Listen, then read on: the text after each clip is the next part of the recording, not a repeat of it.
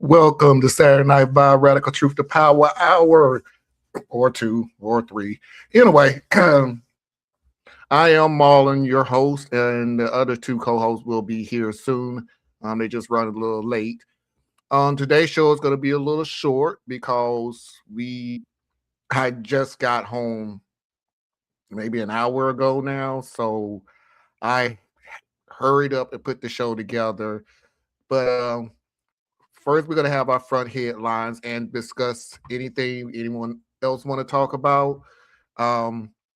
We also have a Am I the A-Hole and a Mafia video of the week, and we do have one more other story. So there you go. And I see Tracy already here saying she first with her new cartoonish look. Hey, Tracy, how are you? It was very nice. It was very nice to see you yesterday.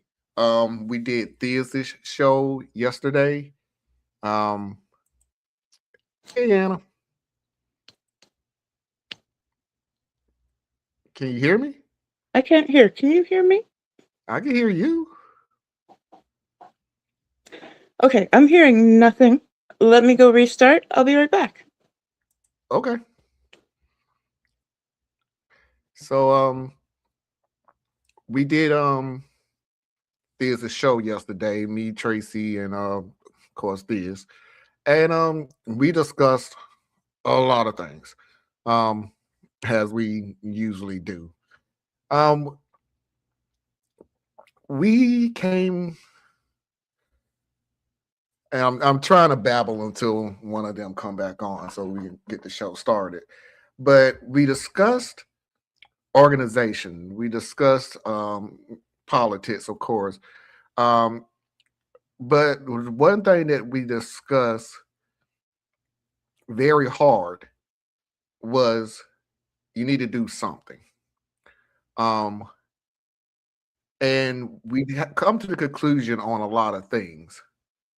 There we go. Hey, Diaz. Hey, good sir. What I was saying about your show last night was we was going through a lot of discussions, and one of the topics that we were talking about is that you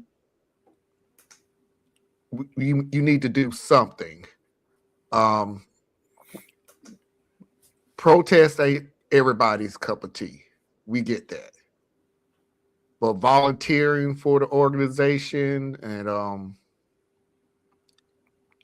sending water, sending food, it's things, it's a faceless contribution.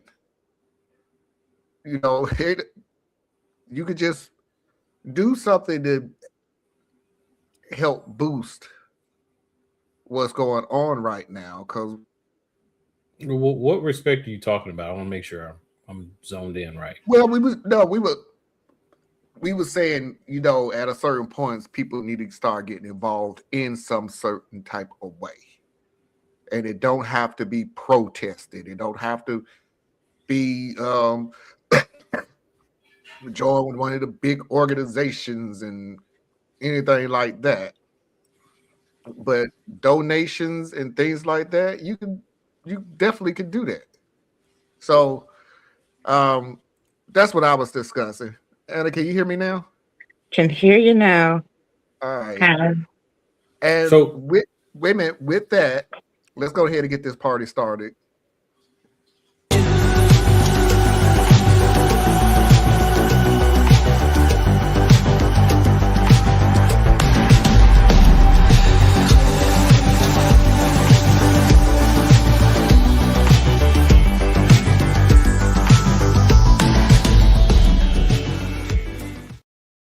And Theus, let me go ahead and play this first video, and then you have the floor.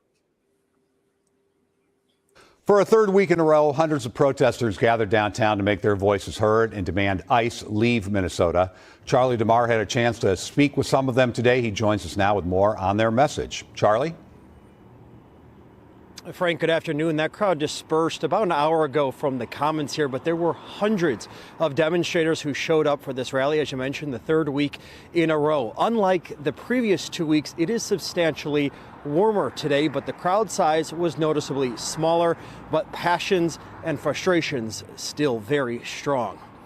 Now, their message loud and clear. Protesters downtown are calling for an end to Operation Metro Surge, and they say they want all federal immigration officers out of the state. Those who we spoke with say the operation has caused irreparable harm to the community, adding that they are pleased to hear the DHS plans on pulling some 700 officers from Minnesota, but they won't stop demonstrating until all of them are gone. Now, this rally started at the Commons. That's where we saw people lining both sides of Portland Avenue with signs and chants all directed at ICE. Protesters then marched throughout downtown, bringing traffic to a standstill at times. We spoke to several people who said protesting against the federal government today is the only way they know how to fight back. We need ICE out. We need them gone. They're terrorizing our communities. They're a militarized, illegitimate police force, and they need to go. It's definitely great that people are turning up, especially this is the third Friday in a row of people doing this, so I'm glad that it's another great turnout and everything. It's definitely sad that we still have to show up. We're still trying to make our voices heard and everything, but I'm glad we are. And the protest today, just like the previous Friday downtown, protests against ICE remain peaceful. We did not see any arrests. We are told that another protest is scheduled for tonight at the governor's mansion. Frank? All right, Charlie, thanks for the update.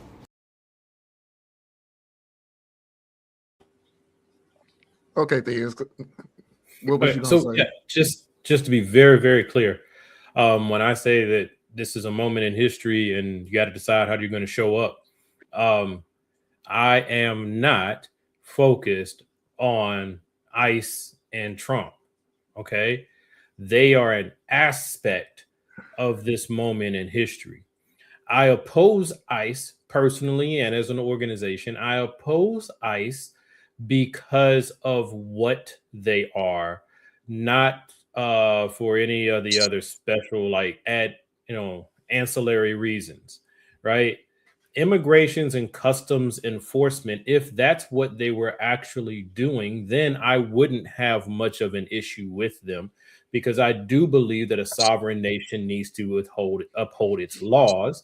But I also think that part of that is being a good steward of said laws, and our laws need to be revised. They need to be restructured so that they actually get at the problem that you say you want to fix.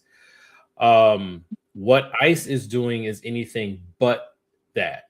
What ICE is doing is acting as a police force, a privatized federal police force, which should be an oxymoron, but they found a way to make that be the case. Going going through the streets of Minnesota has nothing to do with immigration. And also, they say that the reported reason that they were surged into the city was because they were supposed to be helping with the investigation of fraud allegedly perpetrated by the Somali community. That's their stated reason for being there, and yet they're there chasing people through the streets. So that's not the same thing. You didn't need a bunch of soldiers to do that. What you needed was to send a small group of professionals to work with the local FBI and local police departments to then address whatever you think you're there to address, right?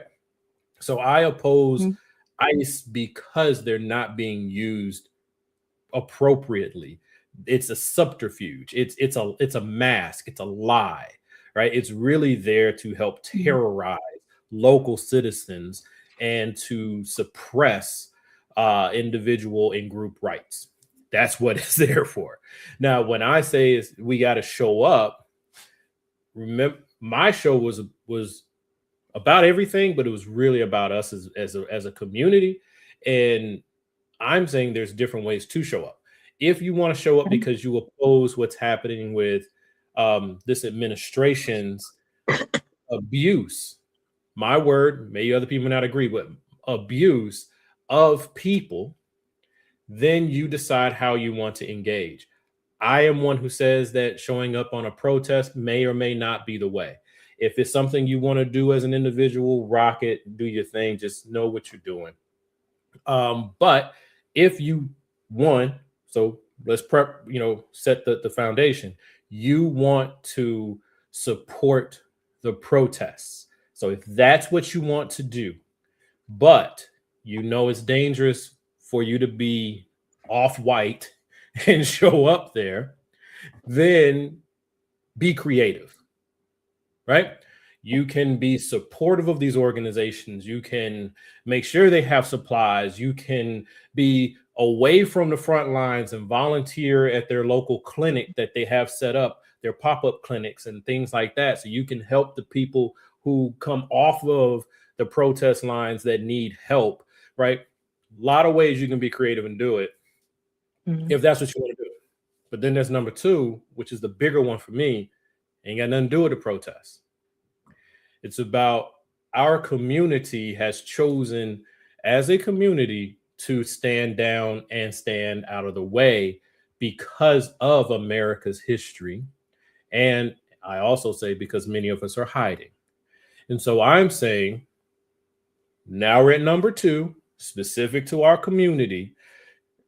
The ways that you might want to show up, this is where I sit, is how do you help to prepare our community to weather the storm that is about to come to us? Because what's going to happen is you're not going to, when they come to us, and they're coming, all right?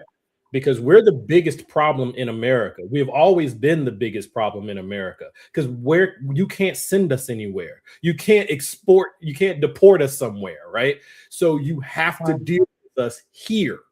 And history tells you when they decide that they got to deal with the group that they can't figure out where to send you, it's really, really bad. All right. We like to draw parallels between this and what happened in the 1930s. What did they do to the people they couldn't deport? Think about it. Nothing good. And by the time it gets to that point, if it gets to that point, there's a lot of off ramps that could avoid this.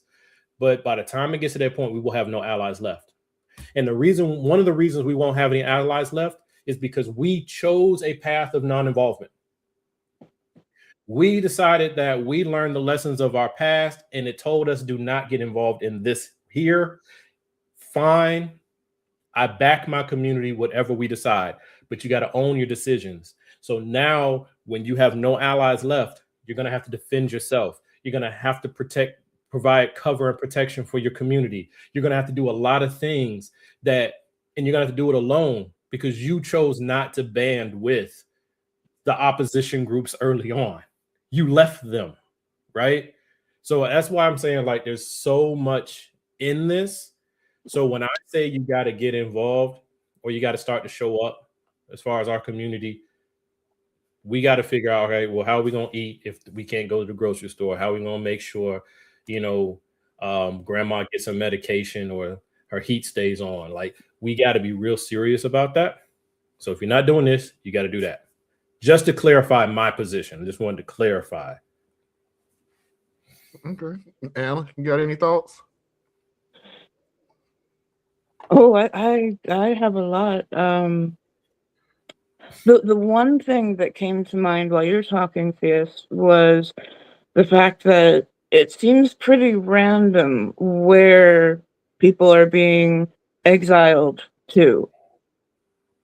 El Salvador, Sudan, and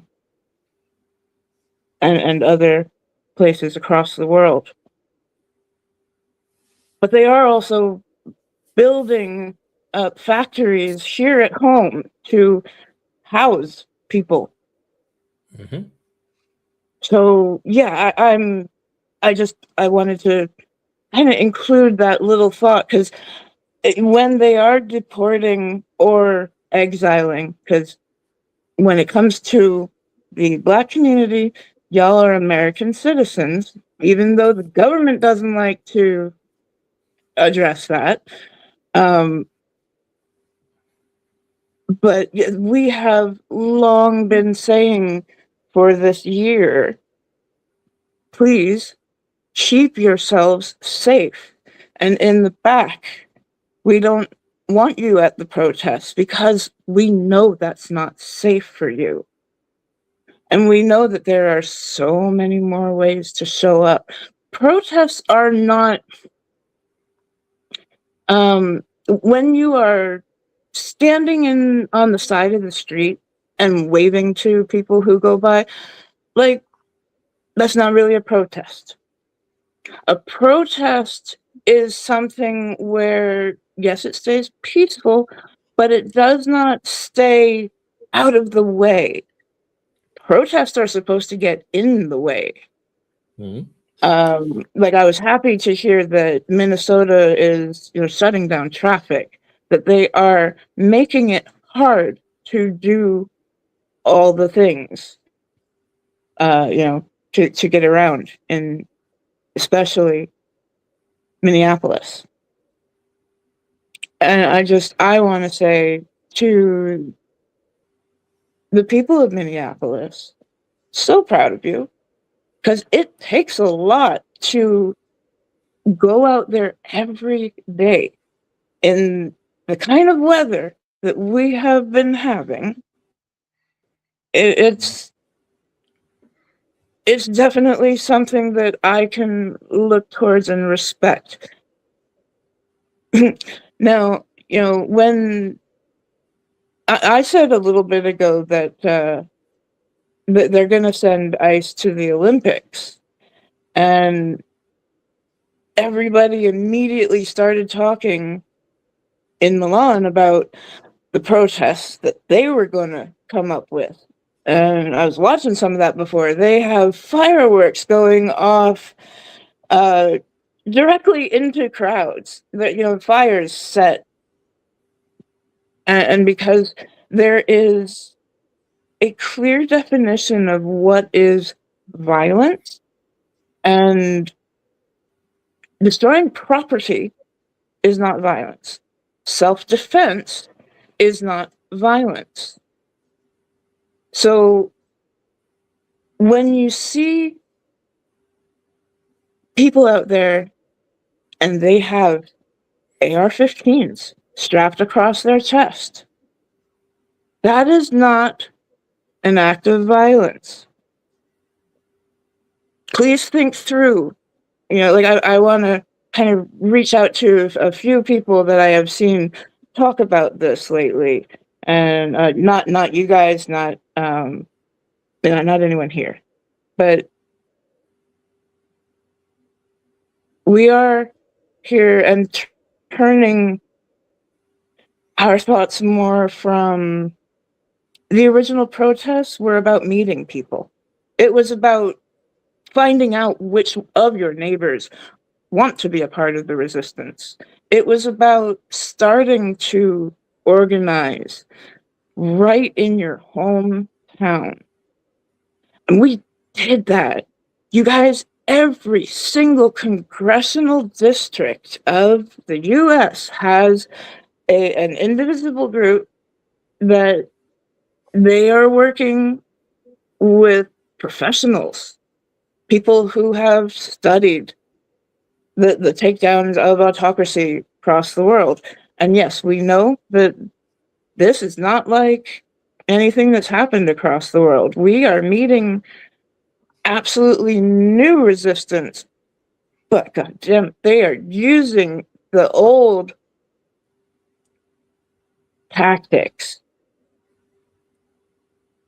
You know, ICE is throwing tear gas to peaceful citizens just because they get too close. The fact of the matter is here, ICE, it's more than we've become 1930s Germany, which, yeah, I can see all the likenesses happening. But please remember that Germany got its ideas from the slave catchers of the US. They got their ideas, they got their positions, they got their throwing out of humanity from the US. The US that from before moment one, we came and stole the land, told people that had lived here for thousands of years, get the fuck out, because we have superior weapons. That was always what it's been. It's a show of strength. And finally, like the wool is getting pulled out from your most centrist and liberal of wine moms. You know, like there are it's like the I've Had It podcast. They sound far more left, for lack of a better phrase, than the central position that they used to take just a year and plus some ago. So, you know, yes, things are changing, and it really is time. If you're not talking with your neighbors, and we have talked before about who neighbors are, they could be your next door neighbor, they could be your inner circle. Start, if you are not already, you should have been already, but at least start those communications, because y'all, it's gonna get dark. So Darker than what we see. Sorry, yeah, go ahead, Fierce. No, I hear you. So, you know, little distinctions based on, you know, where you're coming into it, right? So, like for me, yeah, I compare what's happening far more to post-Reconstruction America than I do to 1930s Germany. So right. People, I understand why people lean to that, but there's so much in it, and it really does depend where you're seated, right? It really does. So I'm gonna use, like you pointed out, the IHIP ladies, right? Yeah, and I think they're sincere about what they believe. They're just like the lady who preceded them, who used to, I mean, she probably still does, but she like records from her kitchen, right? Like she's like the politics gal or something like that. Politics girl, yeah. So I follow her too. Here's the thing, though. I don't doubt their sincerity, because I am one who does think that I pay fairly good attention to history. I'm not a historian, so I ain't got it all. But there is a very solid through line of white justice fighters, right, across American history. And perhaps they come from that tradition, perhaps. But I am automatically skeptical of white women being champions of anything in America because of their history. Now, history is just what has happened. It does not mean what is, and it does not mean what will be. All right.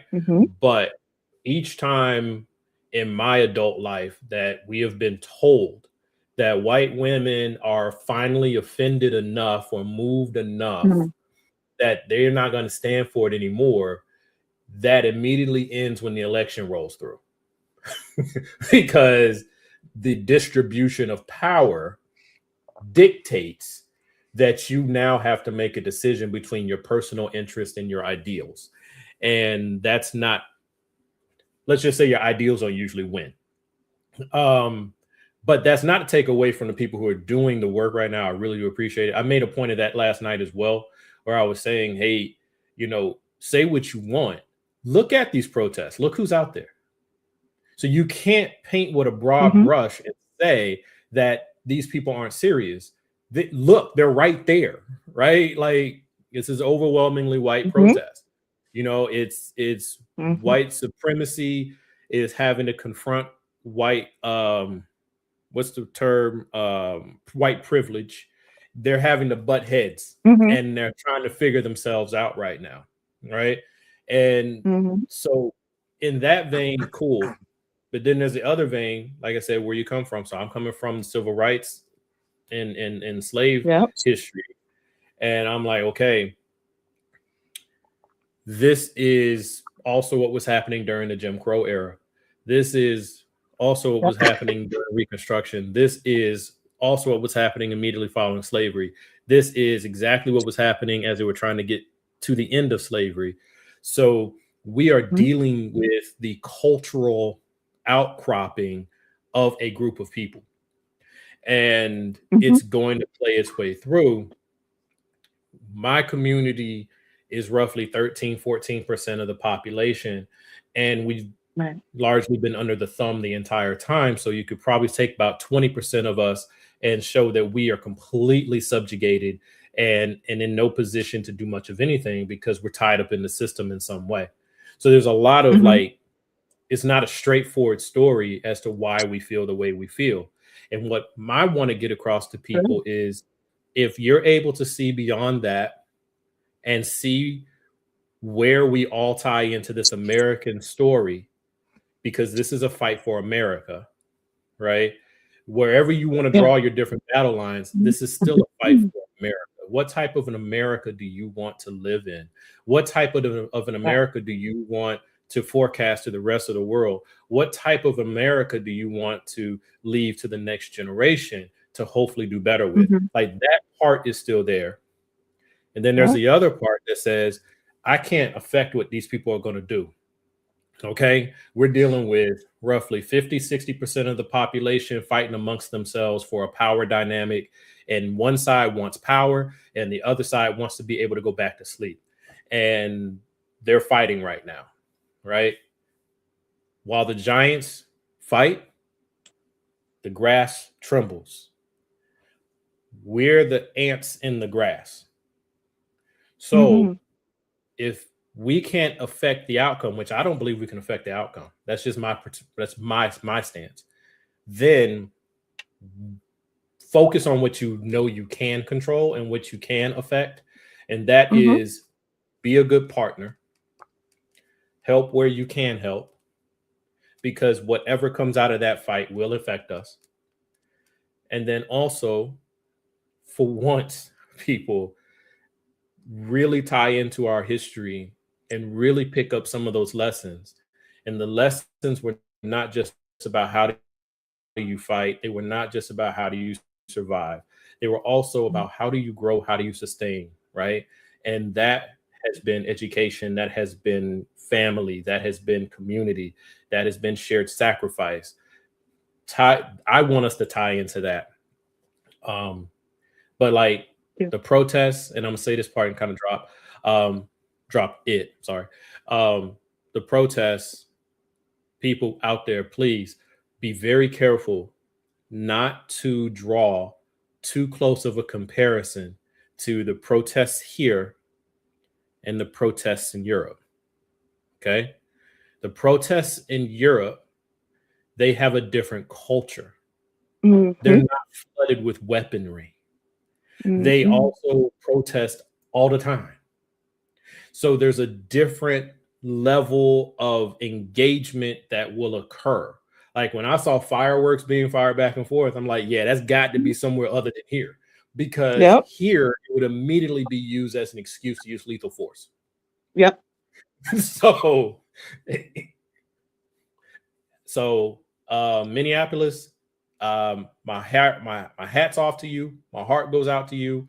I appreciate you guys being part of the front line.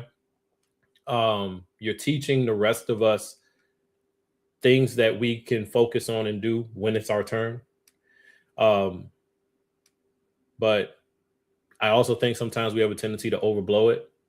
And what's happening in Minneapolis is currently contained, and it's going to pick up, move to another city, pick up, move to another city. But the overarching thing is not about ICE. The overarching thing is about executive abuse. Yeah.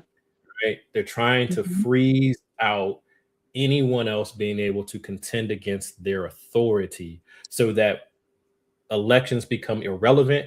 We can have the election, doesn't matter, have the elections, but if they have a way to keep you from transferring power, that's all that matters. And that's what I think they're after. Agree. Yeah. I agree with absolutely everything you said. My speaking is not to your community, except to say, please stay safe. Otherwise, I am not here to judge how you are coming to the moment.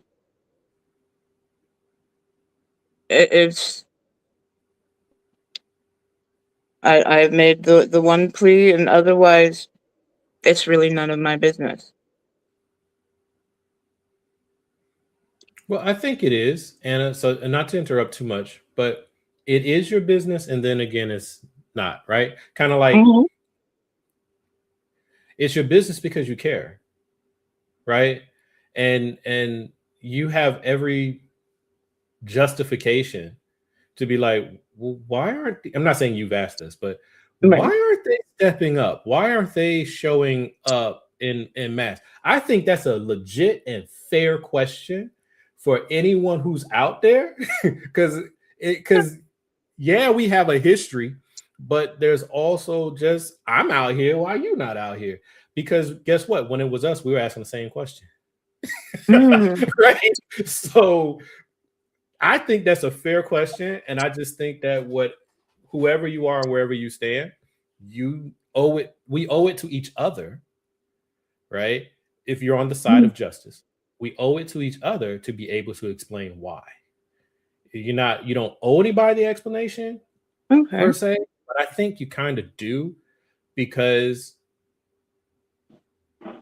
when we wanted an explanation why we were being left out alone, largely alone, generation after generation after generation, and no one would give us an answer. That's what has fed this attitude now, or this approach now. Now you have other people who are having to step forward, and they're asking, well, where are you? Just like we used to ask. And I think that's a fair question, and we should be able to answer it. I guess personally, I have understood, because I've heard people explain from the day of the election, like the video started that night, where people are like, I'm out. And I guess back then it sounded to me a whole lot more like, I'm out for right now. And I very much understood where people were coming from. And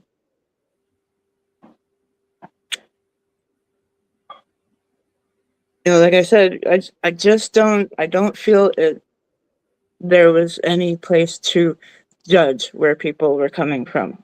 Because, yeah, where were we in history?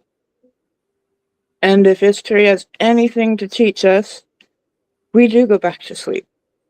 And that is something that we are really trying to address. We can't go back to sleep. There is so much that needs to happen. And the point of we get here when we go to sleep, when we don't take some part in our government. That can be local, that can be federal, whatever calls to you.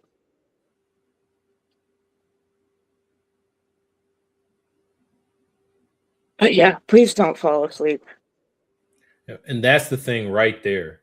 Yeah. Anyone out there who hears me, do whatever you want, whatever you feel driven to do currently in the moment.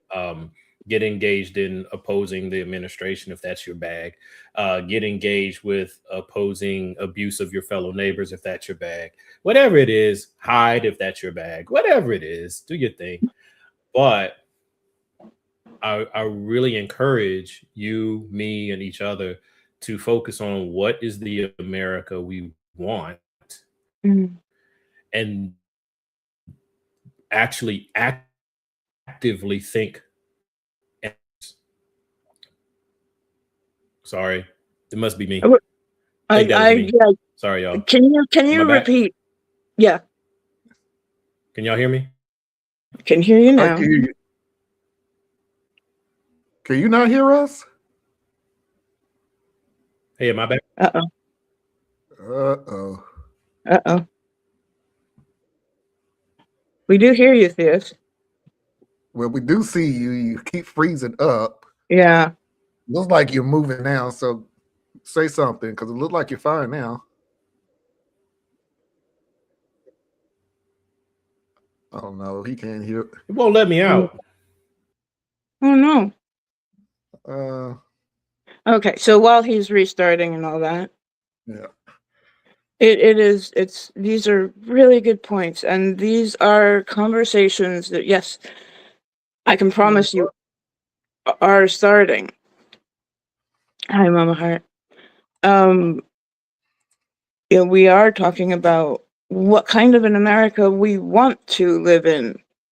We are talking about the structural things that we want to change about the country. I have no idea how that all is going to happen. Like, how do we have a national conversation of, like, how did they have it when they were building the country way back when? People wrote all those letters, the Federalist Papers.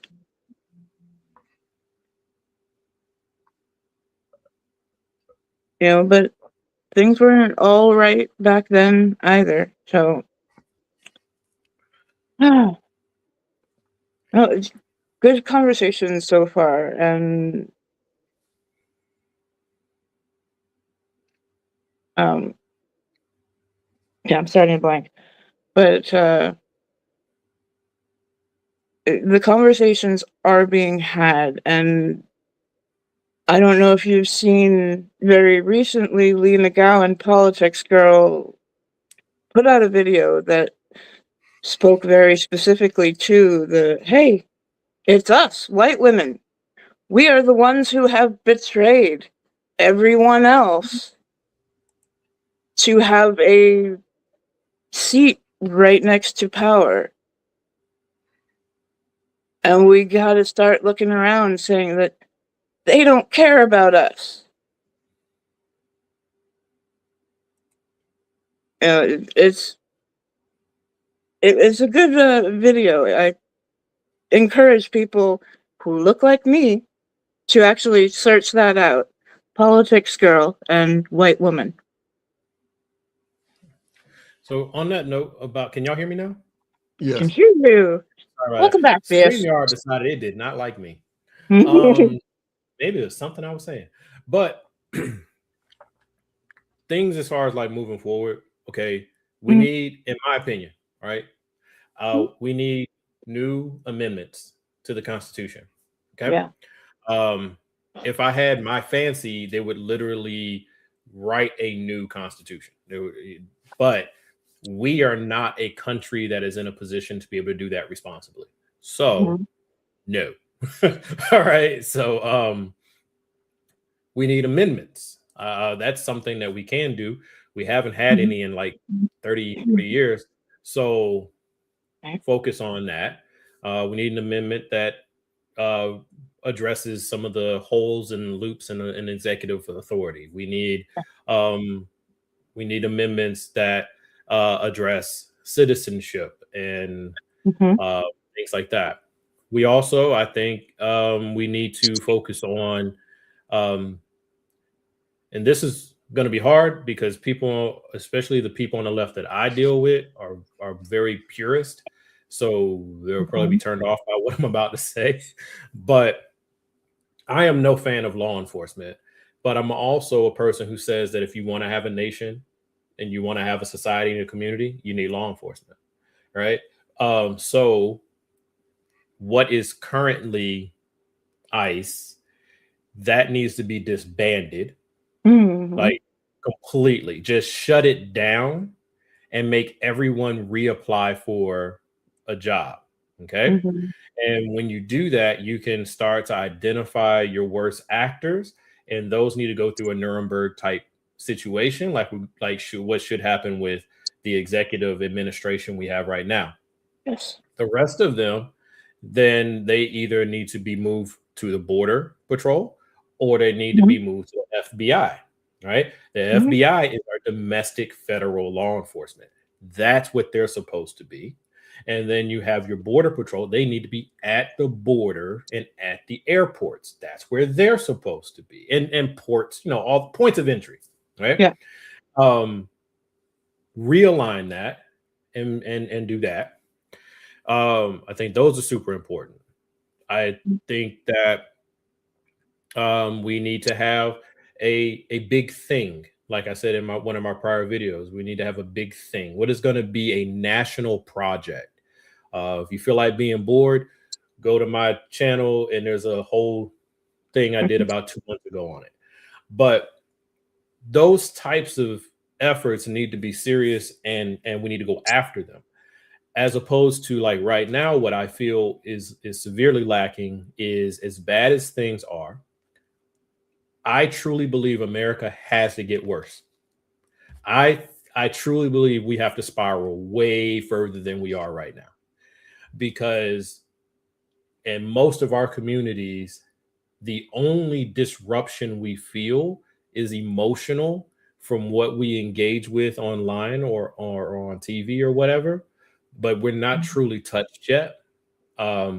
Yes, things are more expensive. Yes. Things will always be more expensive. So you can always find a way to rationalize that out in your life. I'm just not as successful as I need to be, right? That type of thing will slip in. But we really have to decide, and I'm sorry I'm repeating myself, but we really have to decide what type of nation we want to be. And the nation that I would like for us to be, we're not ready for that. If next week Trump and his entire administration basically said, you know what? Tell you what, give us all pardons, promise not to prosecute us for anything, let us take our ill-gotten goods, and we will leave the country.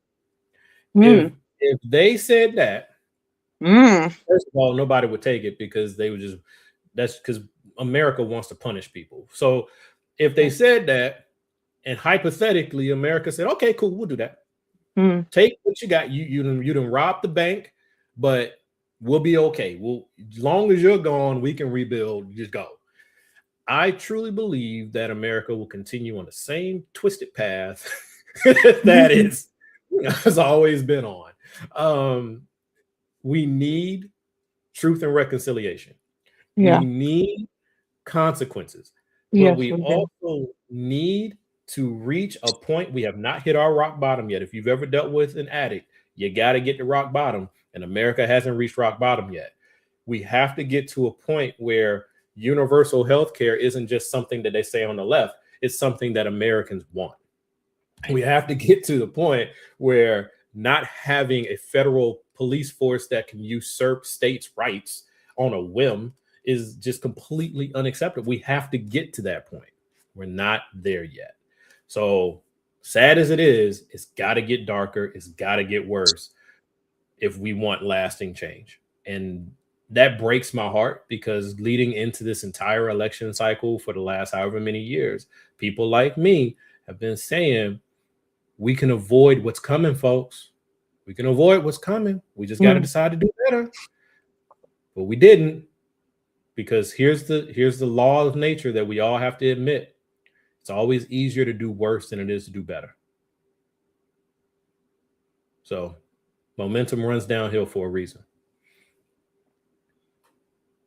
All right, everybody, I'm going to move on so we won't be leaving late. We're going to go ahead and move on to our first story. Husbands really messing up. I'm a 33-year-old woman, and my 32-year-old husband is destroying our lives, and I don't know how to get him to care about it. We've been together for 8 years, married for 3. Back in January, my husband's work was bought out by another company, and they decided to take any workers with them. There was already a lot of animosity because 4 of the boss's 5 kids worked there and pretty much came and went as they pleased, leaving everyone else to pick up the slack. To make matters worse, shortly before the buyout, his boss accidentally sent a spreadsheet with everyone's pay for that year. And he found out the children of his boss were making 3 times what everyone else was making, despite doing the same job. He was extremely hurt by the entire situation and said he wanted a couple of weeks to think over where he wanted to go from here, and he wanted an entirely different career path. I didn't agree, but I went with it on the condition that he started applying for jobs in 2 weeks, as my pay could only cover rent, insurance, and utilities. I also can't pick up more hours since A, I'm already full-time at my job, and B, I'm also a full-time student that's technically not supposed to work more than 15 hours a week, and I could be kicked out of my program for working. Months have passed, and he still has no job. He refuses to apply for jobs because it's too stressful. So I've been applying for jobs for him, and when they reach out for an interview, he ignores them. We've run through our savings and had to start using credit cards for groceries, gas, and other expenses that have popped up. All of our credit cards are officially maxed out, and we have no way to pay them. I thought that might be a wake-up call for him to finally get a job, but it wasn't. I caved and got a second job. So now I'm either working or in school 7 days a week from 7 a.m. to 10 p.m. I'm exhausted. I've had to stop taking the medication I've been on for 15 years for anxiety and depression because we can't afford the $25 copay. We haven't bought a single Christmas present and have no idea how we're going to. There's days we don't eat because we have no food here and no way to buy food. We're like 2 months behind on 2 of the credit cards. Conveniently, the ones in my name, because he still pays his knowing it'll put our bank account in the negative. My 800 credit score has plummeted to 575. Whenever I try to talk to him about how royally screwed we are, he acts like it's an attack on him. He constantly complains about how boring it is to sit at home 24/7, and then gets mad at me when I want him to go out and do something to get out of the house. But I have to be the reality check and remind him that we have no money to go do things. I've been begging, crying, and pleading for months to get a job, literally any job, but he just won't do it, and I don't know what else to say to him. I don't want to give him an ultimatum and say that I'll leave, but it might come down to it. How can I get it through his head how serious this situation is? Theus? I admit I was multitasking and I missed part of like why does he not have a job? He got fired from the last job. Yeah, that family business type job type situation, right? Yeah. I don't believe in ultimatums. So if you're gonna say you're gonna leave, then that's the statement. Don't ever use that as do this or else. You know, it's more like if you don't do this or you do this, then this is what's going to follow. But like, I don't do ultimatums, right? Yeah. But I don't see where there's any other option in her situation. You've tried to have the conversations, you've cut back as far as you can cut back. I'm curious if you're making the money going into the bank account, but his credit cards are the one on auto payment, but yours are not. You know, that's a you issue. But I can see how you're kind of trapped, because what are your options? You know, start a new checking account, redirect your direct deposit. Now you've dropped a landmine right in the middle of your own marriage. Two options. You go get counseling or you go get a lawyer. Those are the two options that I see. Because he's choosing. So I'm gonna put this. So all you social warriors out there, y'all ain't gonna like what I'm about to say. I have a view of what it is to be a man. And I have a view of what it is to be a man in a relationship. And you can't help that you got fired. You can't help that you are out of work for a little while. But you got to be on the grind to get something. Like, it is that simple, right? That's how I view it. And would I be a little bit more lax on a woman? Perhaps. But even then, there's a line. Like, if you were working, you got to find a way to get your butt back to work. So, yeah, the sexism part is going to flow in for me. I guess I'm a little bit of a Neanderthal in that particular case. But nah, man, look, your family needs money. I'm going to put my own spin on it. He used to make X dollars, and he doesn't want to take another job that doesn't pay at least X dollars. Right. So he can't find that job, or he's too lazy to go get that job. So he's not going to take less. Sir, that's a you problem. And you're selfish, and you're not living up to what I view to be a man's role. And even if you got different gender roles that you like to prescribe to different people's relationships, then you're still going to end up in a situation where your partner feels overloaded and unhelped. And whatever gender roles you want to roll with, that's not okay. So, yeah, that's my take. Go get a job, bro. Or go make a job if that's what you want to do. Yeah. But you can't just chill and watch everybody starve and go broke. That's not okay. Anna? And pretend to get mad about it, but do absolutely nothing. Yeah. Okay. So, first of all, that was a really strange segue, Marlon. Like, it was kind of hard for me to focus in on the story in the beginning, but it was just suddenly like, okay, we're somewhere else now. So I missed a lot of. I didn't. Were they married? Yes. Okay. Married for 3 years, been together for 8. Interesting. Okay, so yeah, you're finally at the point where he feels comfortable enough to sit at home in his feelings.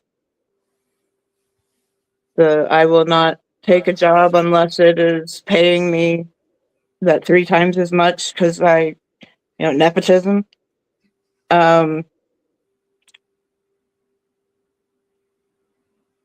That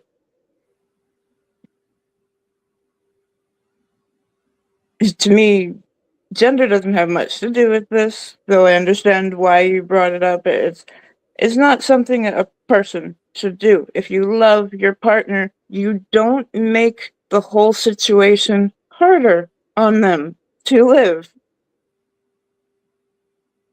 And that was all he was doing, keeping on more responsibilities. When 2 people are supposed to have a division of labor, when you start to just pile it all on one person, that's pretty destined to die.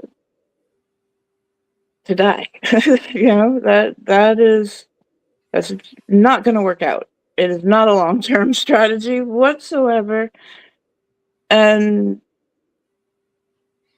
I don't know what will get through to the guy. At this point, I would start to make the unfortunate moves that, look, I cannot trust the person that I live with money, so I have to have another bank account. I have to, these are things that it's unfortunate. I feel bad for the woman because she's still asking, is it me? Am I not giving him enough leeway? Am I not supporting him enough? While he isn't considering her whatsoever. So, he the asshole. A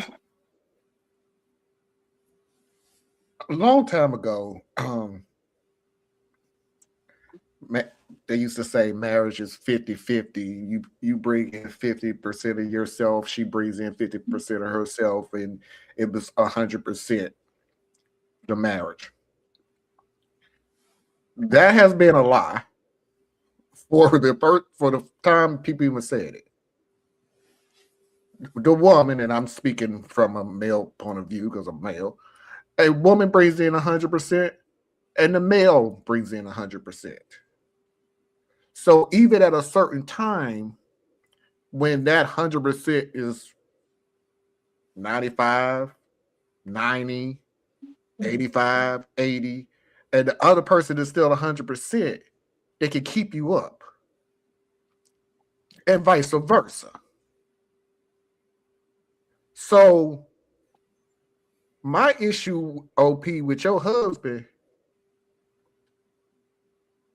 he went from 100 to 75 to 70 to 60, and he's comfortable with all of it. So your 100% is now falling too, because you're taking care of a grown-ass man who, and I kid you not, there was a part of the story, and I'll never forget this part of the story. I kid you not, when I went, what the fuck did she just say? So I rewound it again. Bruh, she's calling for you. She's calling jobs for you. Are you? I didn't catch that either.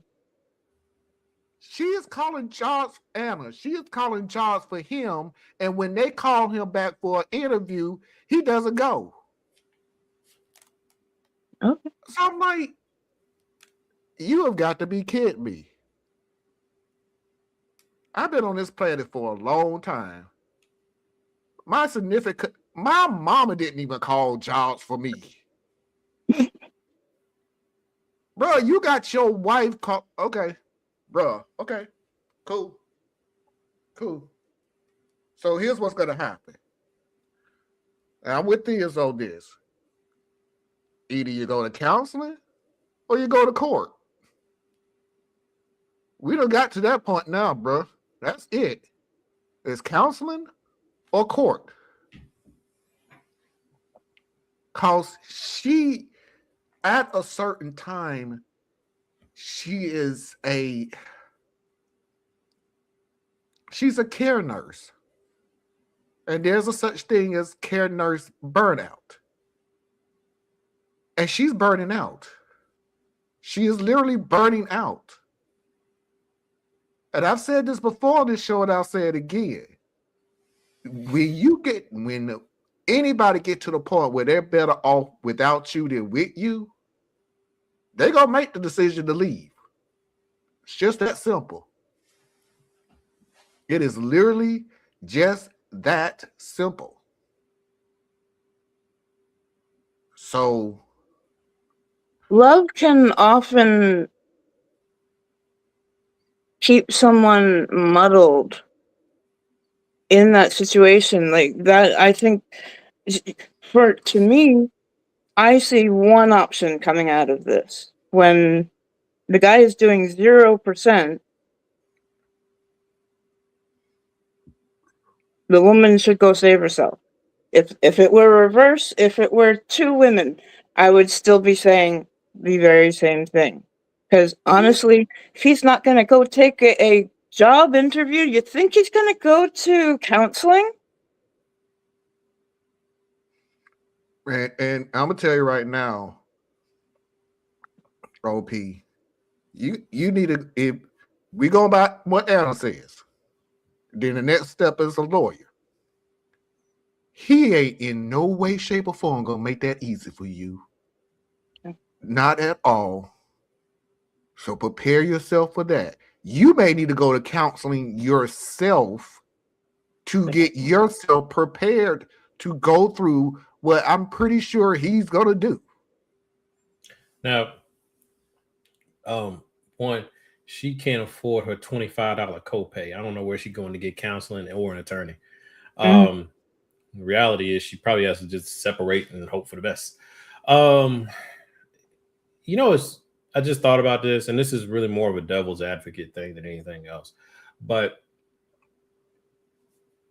if the roles were reversed, and I kind of alluded to this when I was talking, if the roles were reversed, we would give a lot. Okay, I can't talk for y'all. I would probably give a lot more leeway for her. But like I did say, if you were working, you're going to have to get back to work. So while I might be a little less stringent or judgmental, at the end of the day, she got to get back on the grind because that's what the family needs, right? Well, hold on, Theus. And I think that's what she did. They never did say in the story how long he was out of work. But I think she's giving him grace. Like, hey. I'm not talking about her. I'm talking about us. I'm talking about people who are observing the situation and saying, get a divorce or go to therapy. That's what I'm talking about. I will go back to what Anna kind of touched on. Like you had said, and I'm paraphrasing, at a certain point, somebody gets burnt out and they got to do what's best for themselves. And love ain't that easy. Yes. Because, like, for instance, the comment you just shared, she can do bad all by herself. No offense, but that is something I only hear from like either single people or somebody who made a decision to leave and they're not all that happy with their decision. Because if numbers, like if money is what makes your decision, then you're not going to be happy with any outcome that comes from it. That's why I tell people when they're talking about getting married and if they're talking about how much each other make, I'm like, you already messed up. You already messed up because money is like a stand-in, right? It's like a shortcut. But I'm not talking about you specifically, sis. It's like a stand-in. It's like a shortcut, right? She said because she is single. Because she is single. But jeez. Like I remember, like in my case, in 1 year, in the same year, my wife got laid off. And that was like roughly half of our income, right? She made almost as much as I did. We made almost the same amount of money. And that happened.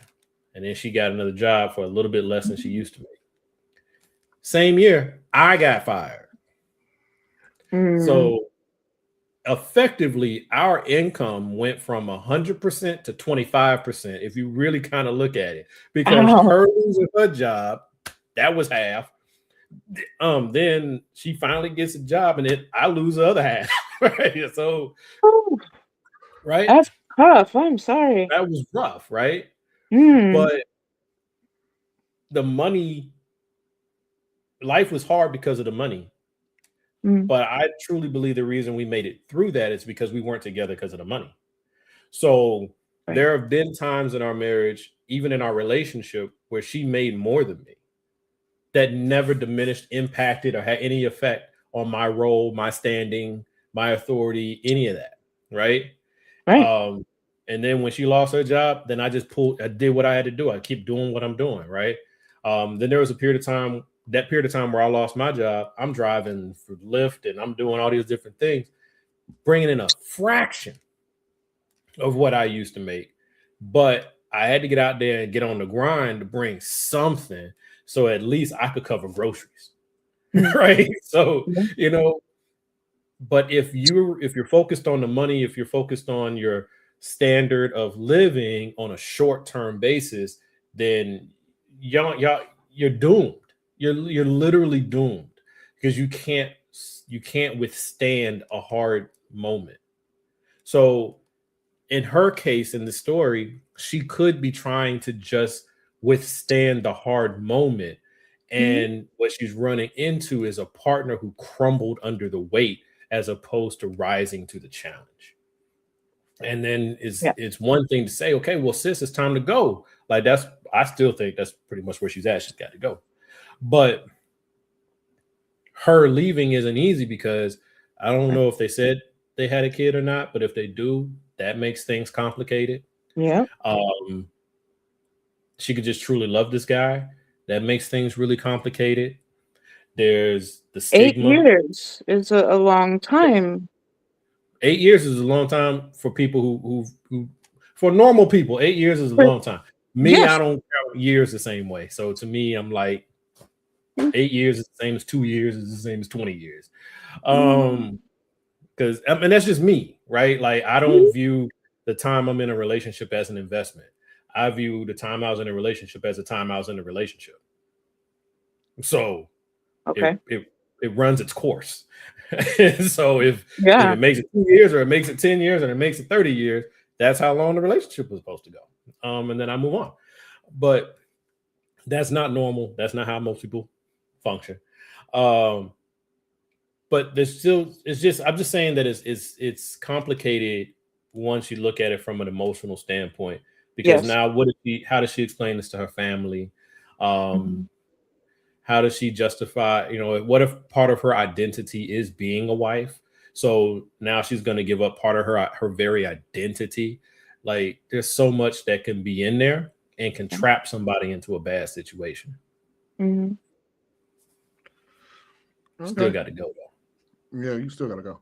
If what she's saying is true, once again, because this is also her saying he ain't doing nothing. But right. Well, yeah. We're only getting one side of the story. Yeah. Yeah.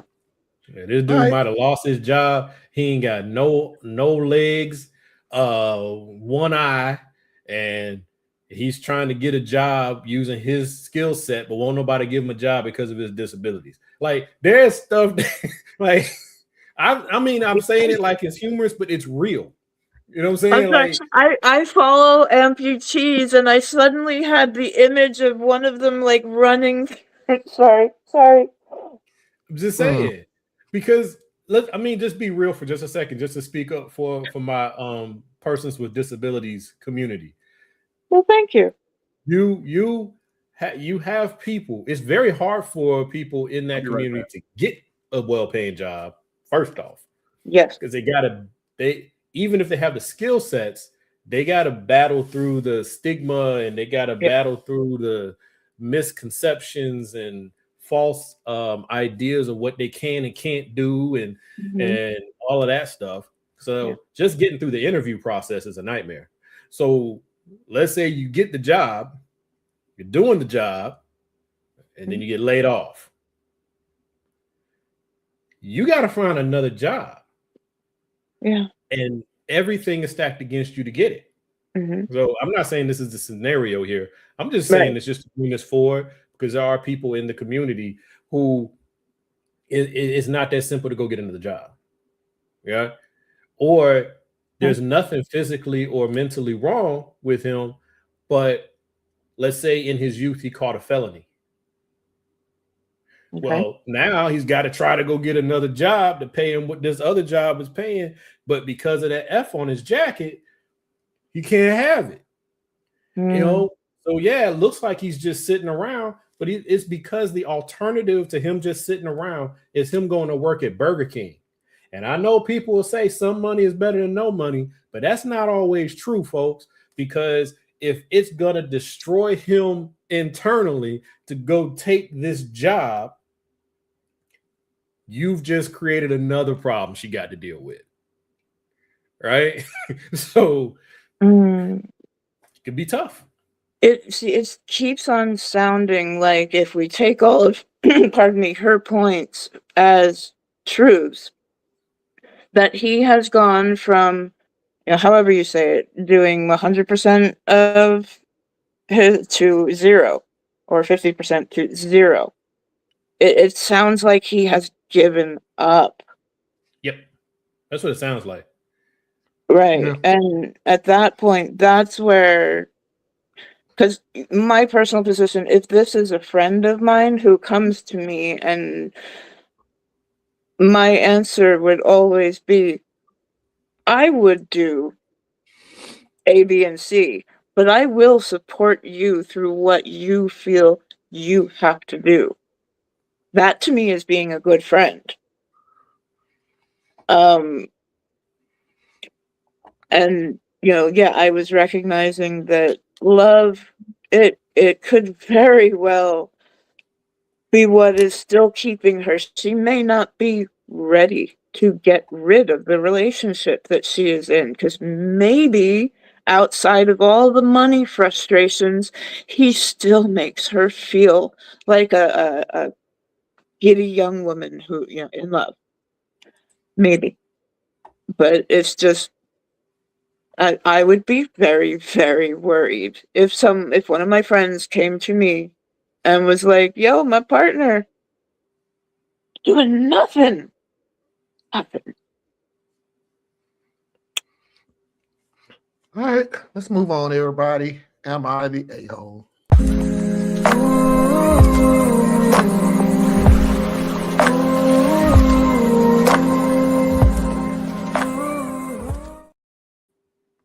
Leaving the group. Marlon? Sorry. Sorry. Are we in the Mama Heart hour?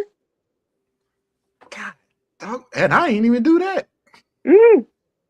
I have not paid any bills, so let's go ahead and do that right now. Please do not forget to go to patreon.com/Tracy Media Fan. Help support Tracy and all of her endeavors. Please do not forget to go to Anna Hart's website, BorelliEtc.com. Learn something that you didn't think you need to know, but you should. Please go to YouTube, Complex Mind, Simple Man. That's Steers' site. Help support him. Please also support Kim Foxy Gma on YouTube. And if you need to email me, you can do so at radtp@outlook.com.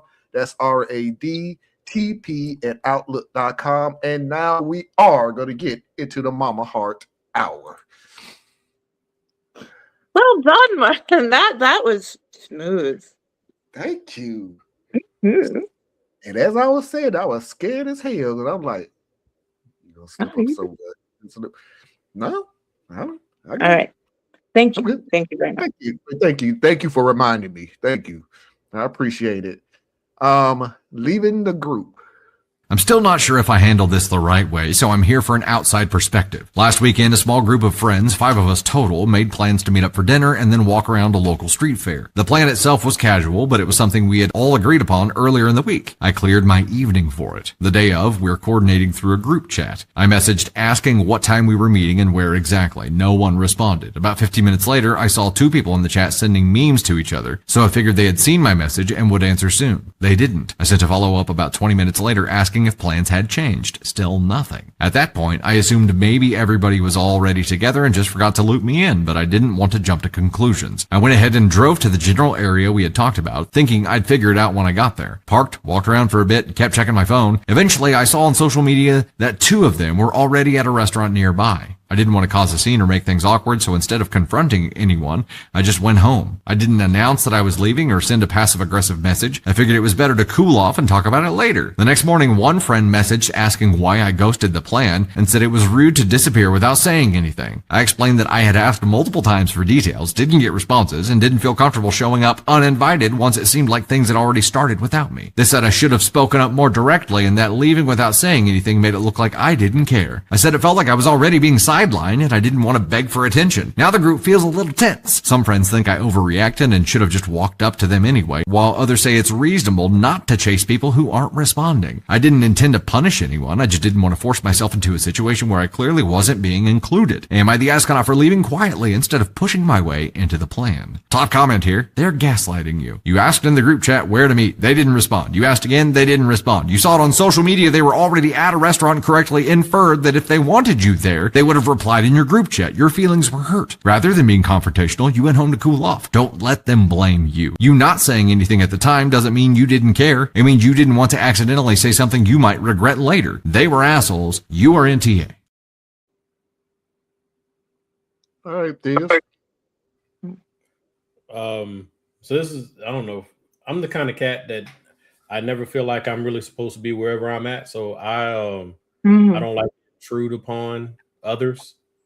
And I have been sternly admonished for that aspect of my personality. I don't want to impose on anybody. So I would have done exactly like this person. I would have probably done exactly like this person. Ask the question, wait a minute, follow up. Didn't hear anything.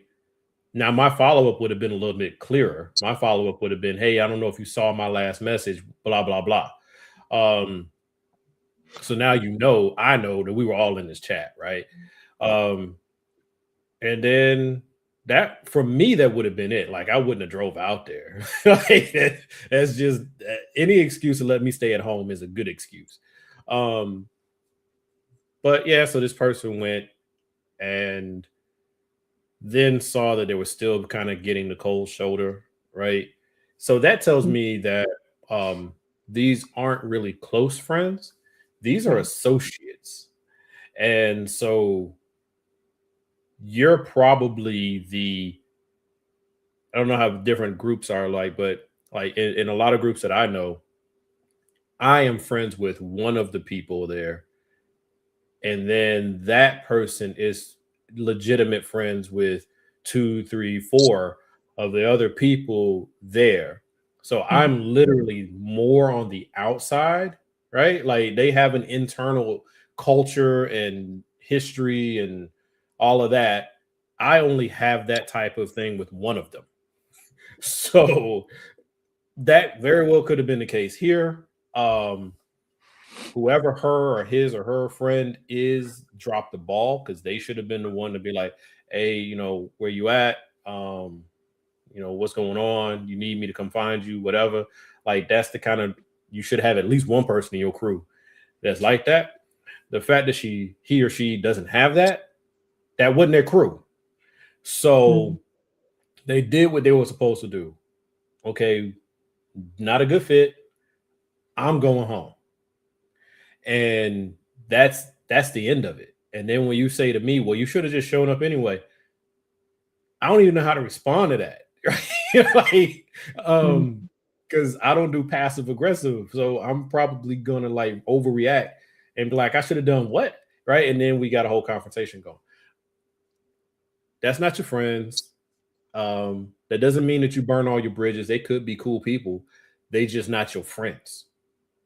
And so take a hint. When it's convenient for you to interact with them, decide if you want to do it. If it's not convenient for you, don't ever feel pressured ever again to be anywhere that they are, and go on about your merry way. Okay, my statement is going to be short, sweet, to the point. Fuck them. Anna? So I'm caught in between the thought of this was gaslight. It sure seems like gaslighting. No, it was. But I also saw the way the person was, the OP was viewing this situation versus everybody else. And when Thea said, maybe this isn't a group of friends, like maybe this is coworkers and you're trying to have a team building thing. I started to go, I'm not exactly sure where she stands in this group. If she was like the newest one and didn't understand how this group rolled already, maybe if they were already at a place and were not answering. If some people put their phones down when they're out at a restaurant and stuff like that. Like I know I can miss things for hours.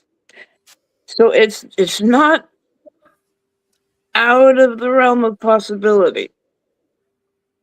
If this truly is two different points of view, one side has to stop, slow down, and try to see where the other side is coming from. If this is truly important enough for you that you want to be with this group. But if it is not, if it is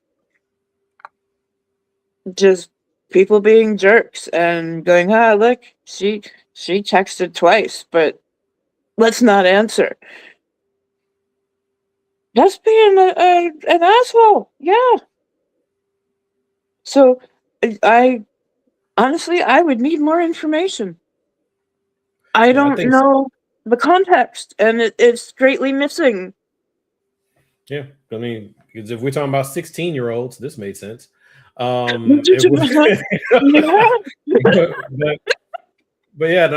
real though, it's like I think sometimes we over personalize things. Now, granted, I am notorious for under personalizing things, but I mean, like you said, maybe this is how they roll. Like we said, we were going to be at this place. I don't need to hold your hand and remind you of where we're going and say, hey, are you going to be there? That might not be how they roll. And this might not be the first time they were hanging out. So you could be the annoying friend, and that's why they ghosted you. So this story can go so many different ways. So yeah, I mean, I don't know. Like, I don't know either. Shake it and keep it pushing, but I don't know about being angry about it or like Marlon's 2-word response. Okay. Here's my thing. Here's. Please do elaborate. Okay. I'm more like this when it comes to certain things like that. I wouldn't went to the place. They would have never saw me. Why? You never responded. Now I don't even know. I don't even understand. You should have been direct with us. The hell more direct can I get texting you? Hey, what's the plan? Where we meet? What we do? I can't get no more. Look, nah. See, Gaslighting to people is toxic. I get that. I really get that. I'm a different cat, though. I'm a different cat. Because I've always grew up on the case of, if you're going to lie to me, make it a really good lie. Don't just say something stupid out of your mouth and think I'm going to believe it, because now you're playing with my intelligence. And that makes me even more pissed. Because you just think I just fall for any old thing. Gaslighting ain't that damn different. You gonna gaslight me, boy, you better make it a really good gaslight. And don't just say some shit out the top of your damn head and think I'm gonna fall for. You should have been more direct. Look, hey, and again, I'm like Thea's on this. Any excuse to stay home? You ain't text back. Okay, so there we go. But you should have been more direct. I have no idea what the hell that means. And so this conversation is done. Talk to y'all later. And that's it. And we're done with the conversation. Why am I going to waste my gas going out there to get a view of people who can't even text? Texting makes calling really easier these days. It's been around for a minute. You can text people to find out information really, really quick. You can't text me back. And Anna, I hear what you're saying. I really do. Because there have been times I have put my phone down and I'd have had 50,000 messages that came through with you, with Thea's, with Tracy, with Foxy. I'd have had a whole bunch of messages. I'm like, the fuck I've been doing all this damn time? Looking at NCIS LA. Okay, never mind. Let me see what's going on. I get that. But Anna, but they were all over the place and waiting for others. Yeah, but she was texting them way before they got to that place. I can see they was texting them way before you got to that place, and he still didn't text back. But was she? We don't know how long they were there. Like, I don't understand. I mean, what we don't know is how needy is this person. That may be a 32 though. That's the only thing. That's the only thing I would say to you, OP is you may need to get some real friends, and you may need to get just a little bit of pride, just a touch, for the fact that you went out there just so you can see it. Well, sorry, I'm not gonna do it. Now I gotta play this a little different, bro. Here's how I play this a little different, because there's different personality types. Okay. So, and there's nothing wrong with these different personality types. You and I have a similar one. I think you're more forward than I am. Like, I'm one that I really don't like conflict because I overreact. So given that, I just won't engage. Right. So that's why it's so easy for me to stay home, because I don't have to engage. There's no part of me that's driven to be around other people. So if I want to be around somebody, I will call that person and say, hey, what you doing? Like, that's me. But this could be a person who is more socially awkward. They may be a more timid personality. So not that everybody needs to be handheld, but there's different personalities, right? So I know that there are people in my life that I will take a much lighter touch with than I will with someone else. Like, if I ever have frustration with you, I know I come right at you and I'm gonna be like, yo, Marlon, man, I heard this. Help me understand, bro, because I ain't hearing it right? But if I had an issue with Anna, I would not come at Anna that way. I would be a lot more gentle how I come at Anna, right? So you gotta understand, like, I think we got to give people a little bit more room in how we do this, because like, this person could be someone that wants to be included, but but doesn't know doesn't how to put feel like themselves. they deserve to be included, Mhm. or wants to be included, but they don't know how to engage with those other personality types on their level, right? So they can take a wrong signal. they can take it as, oh, they don't want me around. When the reality is they just don't think of you like that. Like when you're there, they're great that you're there. And if you're not there, then they're fine that you're not there. And that's all it is. But on your side, you're reading it as they don't want me around. Mhm. That doesn't mean that you got bad. Well, you do have a self-confidence issue, but I don't think that's always a bad thing. It could just be your personality, you know? So Okay. Yeah. just tossing that out. Just tossing that out there. But Maybe you I guys should have use said. the term Maybe I should have gaslighting said a lot. self-confidence. Maybe I should Y'all have said use the term self-confidence. gaslighting a lot. Yeah. I have never really understood that. Is that what is gas? Is it just manipulating? I don't. What is it? It's a manipulating statement that somebody will use. You are saying something that is not true, and you are making them believe it's true. This is That's another gaslighting. right? It's another form of a lie. Yes, it's another form of a lie. They just call it gaslighting. Okay. But it's I've always struggled with the term. Like it's like I know it's not a good thing, but I don't know. Like if somebody asks me to define it, I can't define it. I'm like, I put gaslighting with lying. It's the same thing. It's just that's why I say it. If you're gonna lie to me, you better make it a damn good lie. If you're gonna gaslight me, you better make it a damn good gaslight.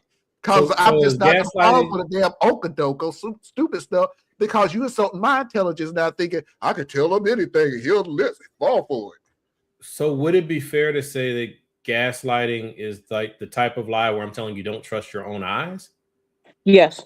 Gaslighting is a form of psychological manipulation where an abuser makes someone doubt their own reality, memories, or sanity, causing confusion, insecurity, and dependence, often to gain power and control. And it can occur in relationships, families, or workplaces through persistent denial, lying, and twisting facts. Okay. So it's okay. All right. I would never, I don't think I would ever really use the term, but now I get it. It's a form of manipulation. It's not even necessarily lying. It's literally just, I'm going to distort what's happening right now to suit my purposes. But anyway, cool. I just was curious. Thank y'all for helping me out. Y'all can move on to. Let me say this real quick. I just recently found this or heard of it or whatever. The narcissist prayer. And I just found it so fascinating. So Anna, you've already heard of it. Yes, I have. Have you heard of that, Diaz? No, I don't really think about narcissists, so I don't think that's ever. So the narcissist prayer, that didn't happen. And if it did, it wasn't that bad. And if it was, that's not a big deal. And if it is, that's not my fault. And if it was, I didn't mean it. And if I did, you deserve it. Yeah. I'm like, damn. Okay. That's from a narcissist point of view that they cannot put anyone else above their own sense of self. Yes, That's cool. You know, I'm trying not to manipulate time because I'm the one that has to leave soon. But this current time, this era that we're in right now, I say for the last, about the last 10 years, where now everybody is using these weighted terms, like narcissist, sociopath, all the terms that they use for the orange one, right? And I'm like, why are we suddenly playing armchair psychiatrists with all these things? Because to me, it almost cheapens the actual situations. Many people are trying to explain to themselves what they are seeing. Okay, I can dig it, you know. And like me, I do say that the orange one is, you know, a psychopath, right? That's how I view it.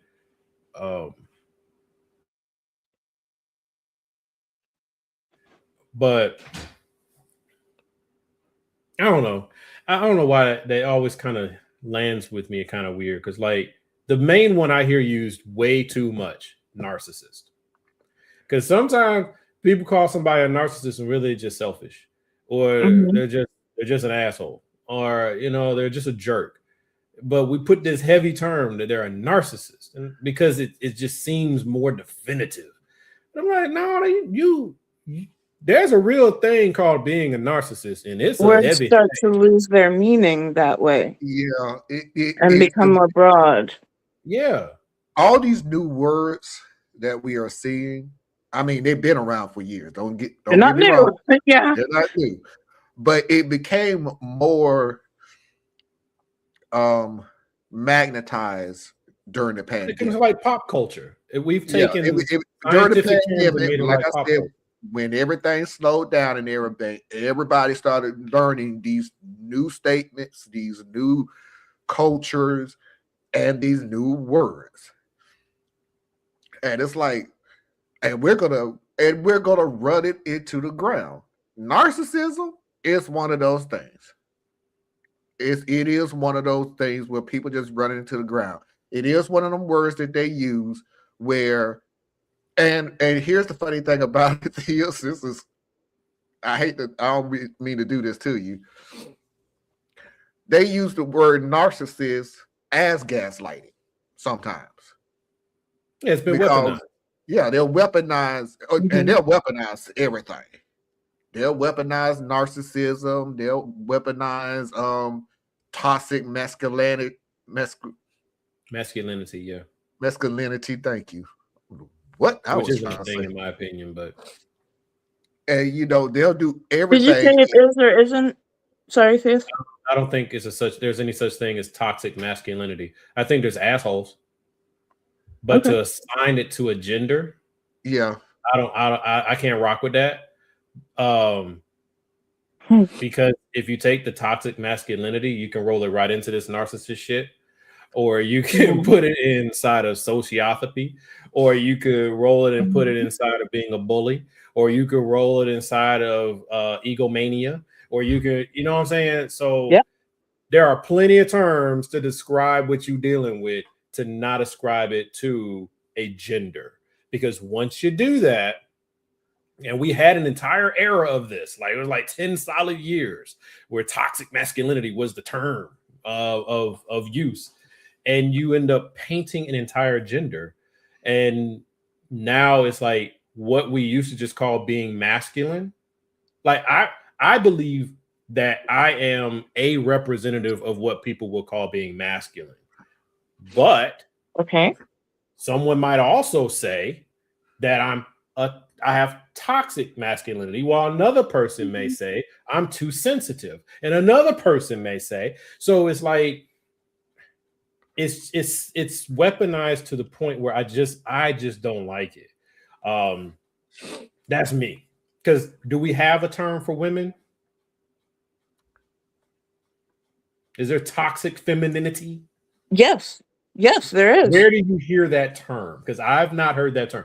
What I have heard is feminism being weaponized. I've heard that being weaponized. But toxic femininity, I haven't heard that as those two words brought together. Right. The sentiment I absolutely have heard.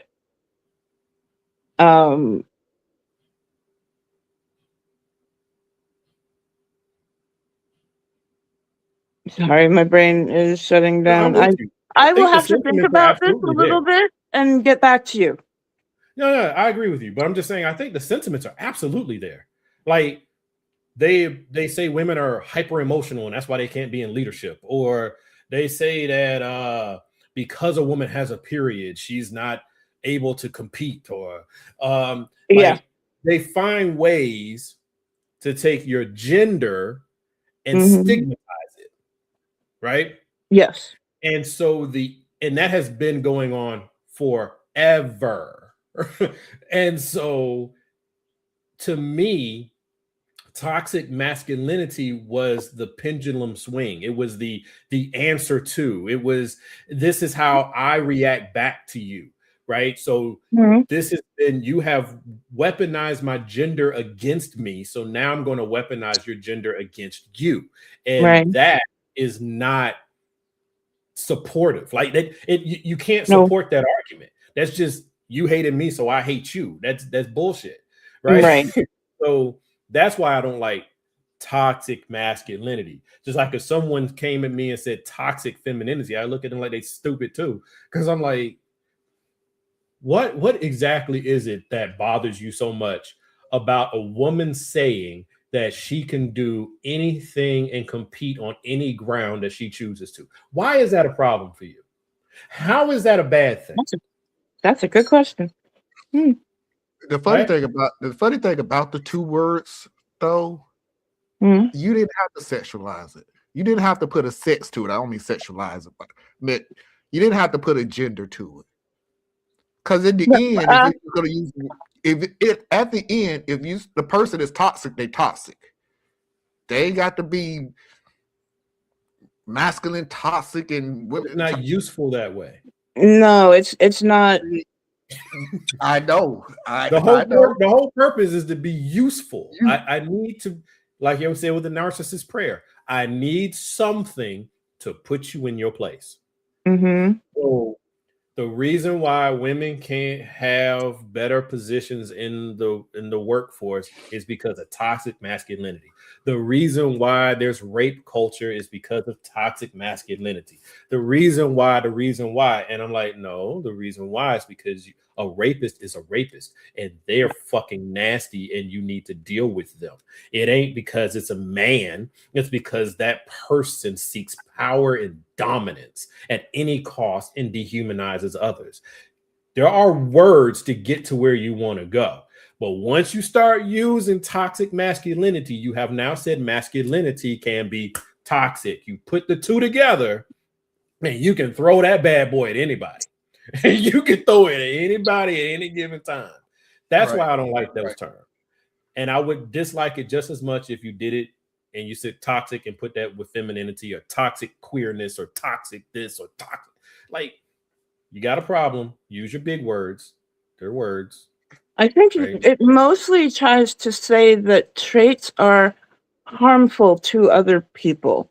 When a person becomes toxic, that's often what we're trying to express. Is it not? I don't believe so. Because if that was the case, you use the other words. I don't think so. And here's why. Because I do believe there are dudes who are just 100% toxic, but I don't think they're toxic because they got balls. You know, they're toxic because something up here ain't right. Something in their head ain't right, you know? And that's toxic. But I throw this at you, Diaz. And some of the times, I don't think they're using the word toxic correctly, so to speak. If they don't even understand. And that was the problem that I've had with a lot of these words. Not everybody knows what the hell they mean when they say stuff. They heard it somewhere on a podcast or YouTube and everything else, and they just run it off because it sounds like a narcissist. I think a lot of times it's used as shorthand. For some people, they are narcissists. For other people, it's boundaries. I don't want you doing this to me. Oh, then you are narcissist. You get what?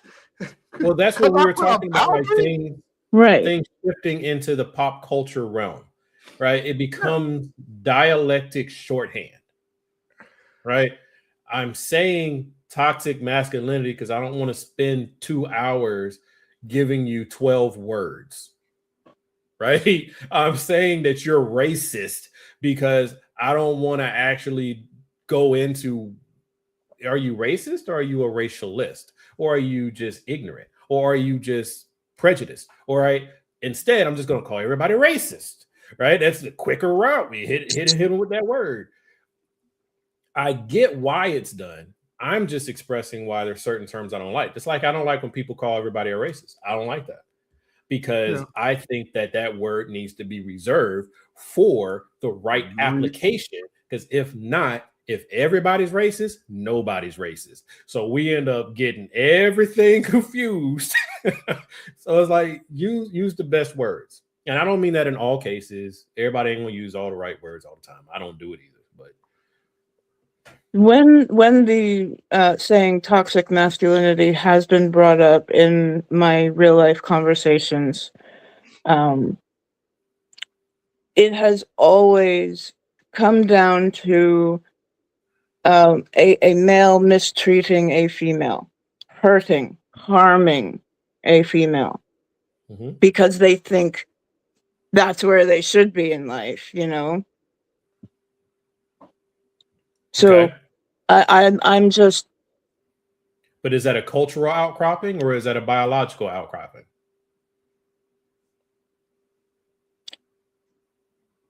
It's not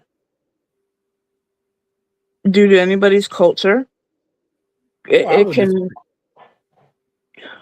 Okay.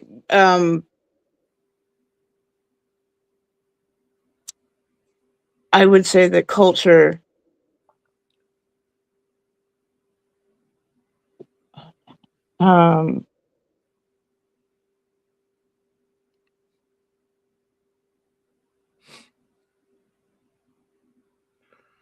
culture doesn't weaponize. It can absolutely give us I'm sorry, I'm lacking the words. The archetypes that we do see, but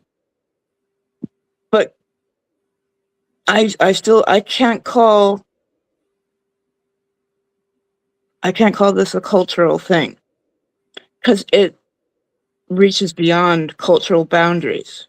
So would you say that it's biological?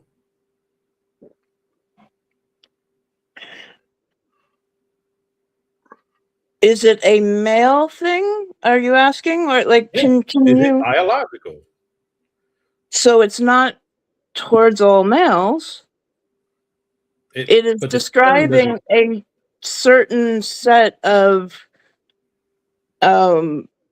traits that we have had hoisted upon us as a gender for generations. Yes. So is racism biological? Is racism cultural?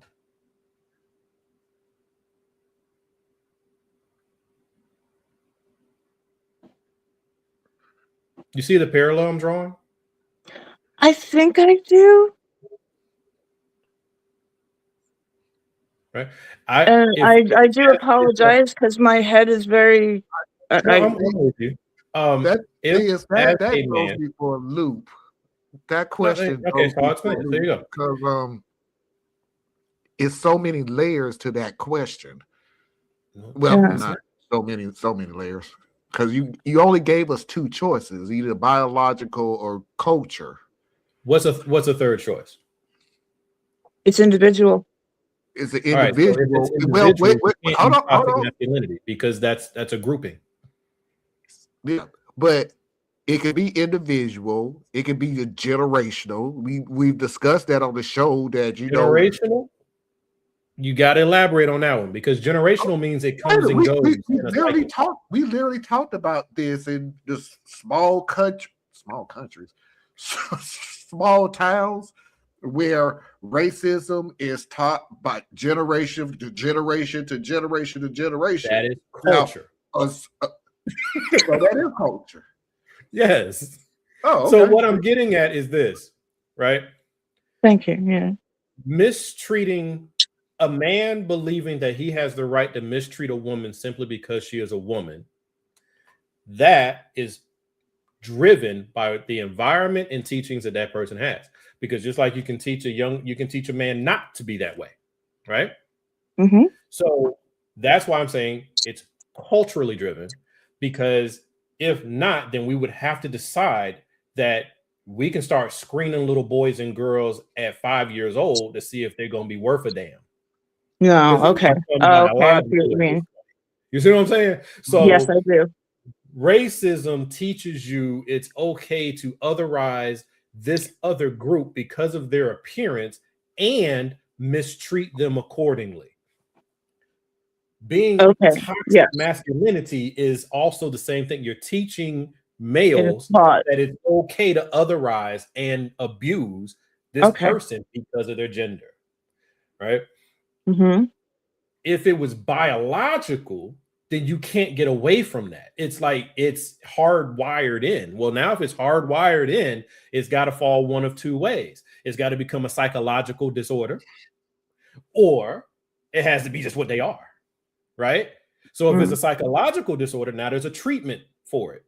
Do we know of a treatment for a rapist? I personally don't know, because it's usually a taste. There is not always a treatment. No. Right. Because it's or like people who are into children. It's a taste. It's a wiring thing in there. You can't get it out. So it's like, that's why I'm like, words have power. And just because you feel justified in using these words to address a real ill, okay? Like Black people have every reason, if you just go by historical context, to just lump all white people into the bucket of racism. Yeah. Right? Because we can sit there and be like, yo, this ain't even prejudice, man. I'm not prejudging you. I'm looking at the history book and I'm watching this here and all of y'all in there. Yep. That's wrong. Because you got white people who grew up in a culture that said that that's not okay. Right. And you got white people who grew up in a culture that said that is okay. They didn't feel right about it, and they pushed back against what they were taught. They're pushing back against the culture, right? And that's how it happens all the way through it. So that's why I take exception to that particular term, not because it's not a true thing that people can be toxic and those toxic people happen to be male. I'm not saying that. That's just what it is.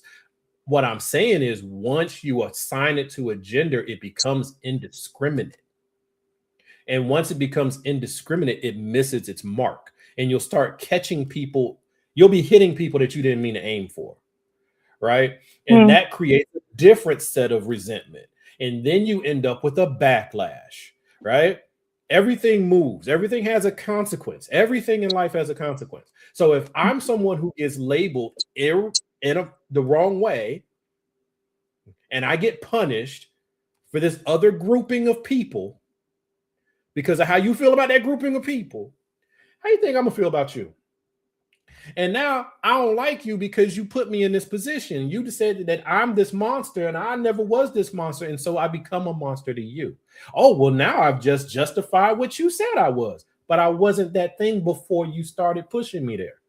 Right? It's like there's so many layers to things. Like if you have a child who has a positive outlook, like I said, we see this, Marlon, of course. I mean, everybody's probably seen this, but you take a young boy, he loves to learn, good behavior, because most boys actually, by whatever statistics or whatever say, like we learn very well up until a certain point, and then it's like we fall off a cliff.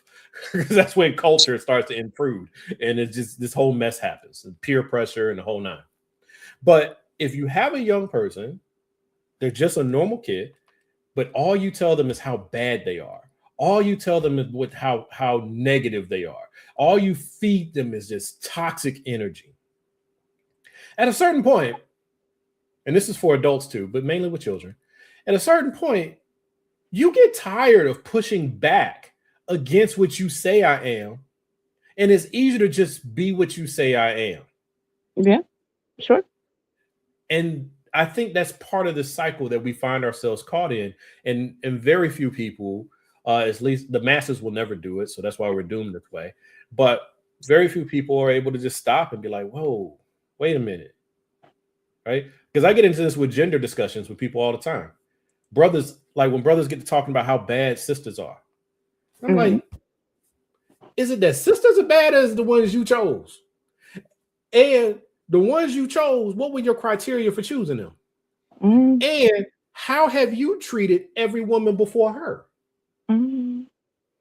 Right? You can't go through life. This is a message to the men. You can't go through life shitting on every woman you come across, and then when you decide you want to be serious, be mad that all the women around you stink.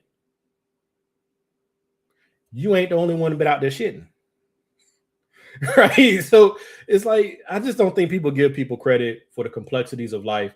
And I don't like when you just dump them all into a bucket. And now people have to prove to you that they're not toxic. They have to prove to you that they're not a feminist. They got to prove to you that they're not racist. They got to prove to you that they're not dumb. They got to prove to you, like, that's my soapbox. Sorry. All right. We got to move on so we won't be up late. Mafia video of the week.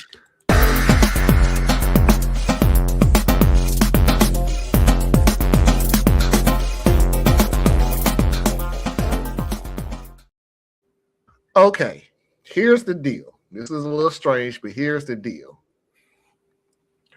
The Mafia video of the week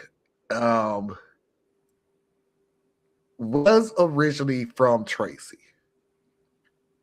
But I looked at the video and I'm mindful about Anna.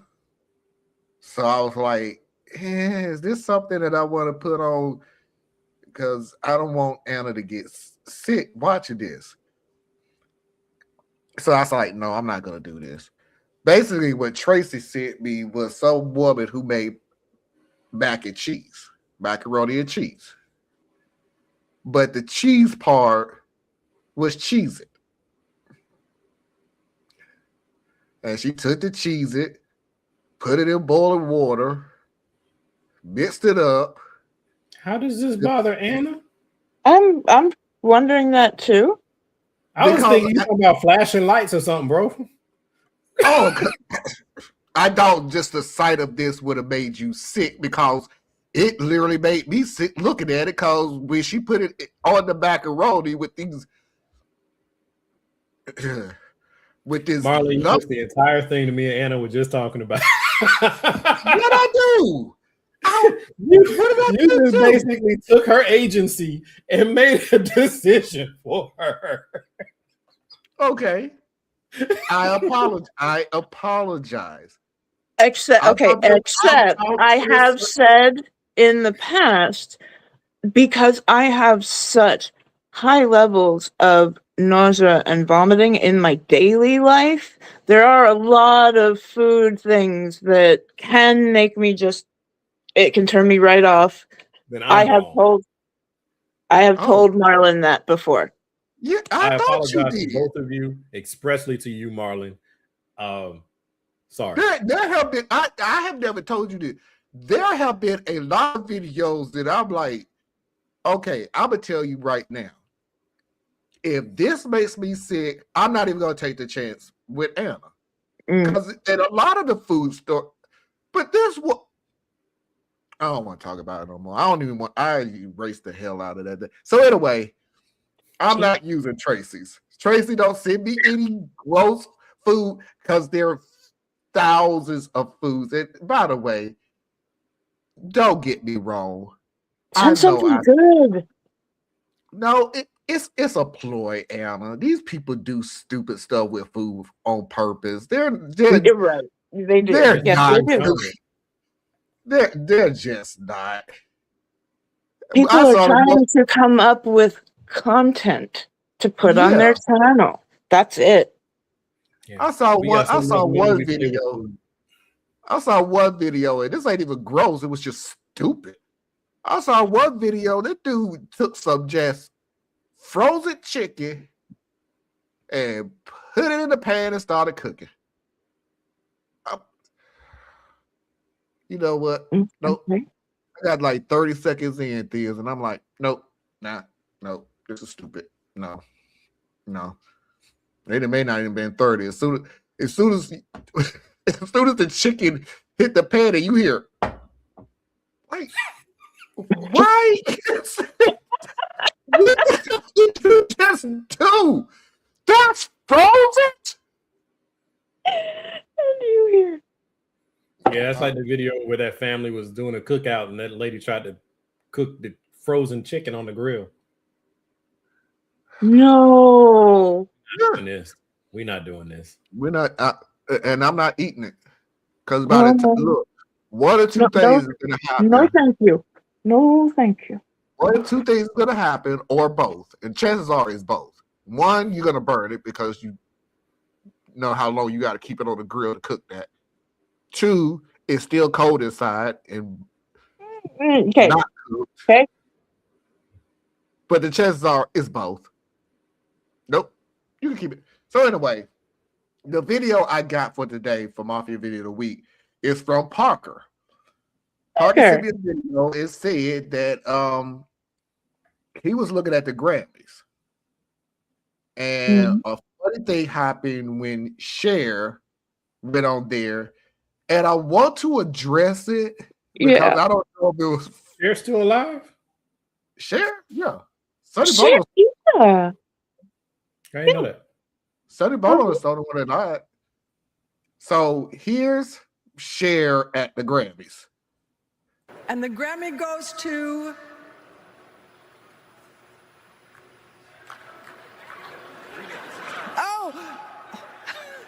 they told me it was going to be on the prompter. Oh, the Grammy goes to Luther Vandross. Oh, Kendrick Lamar.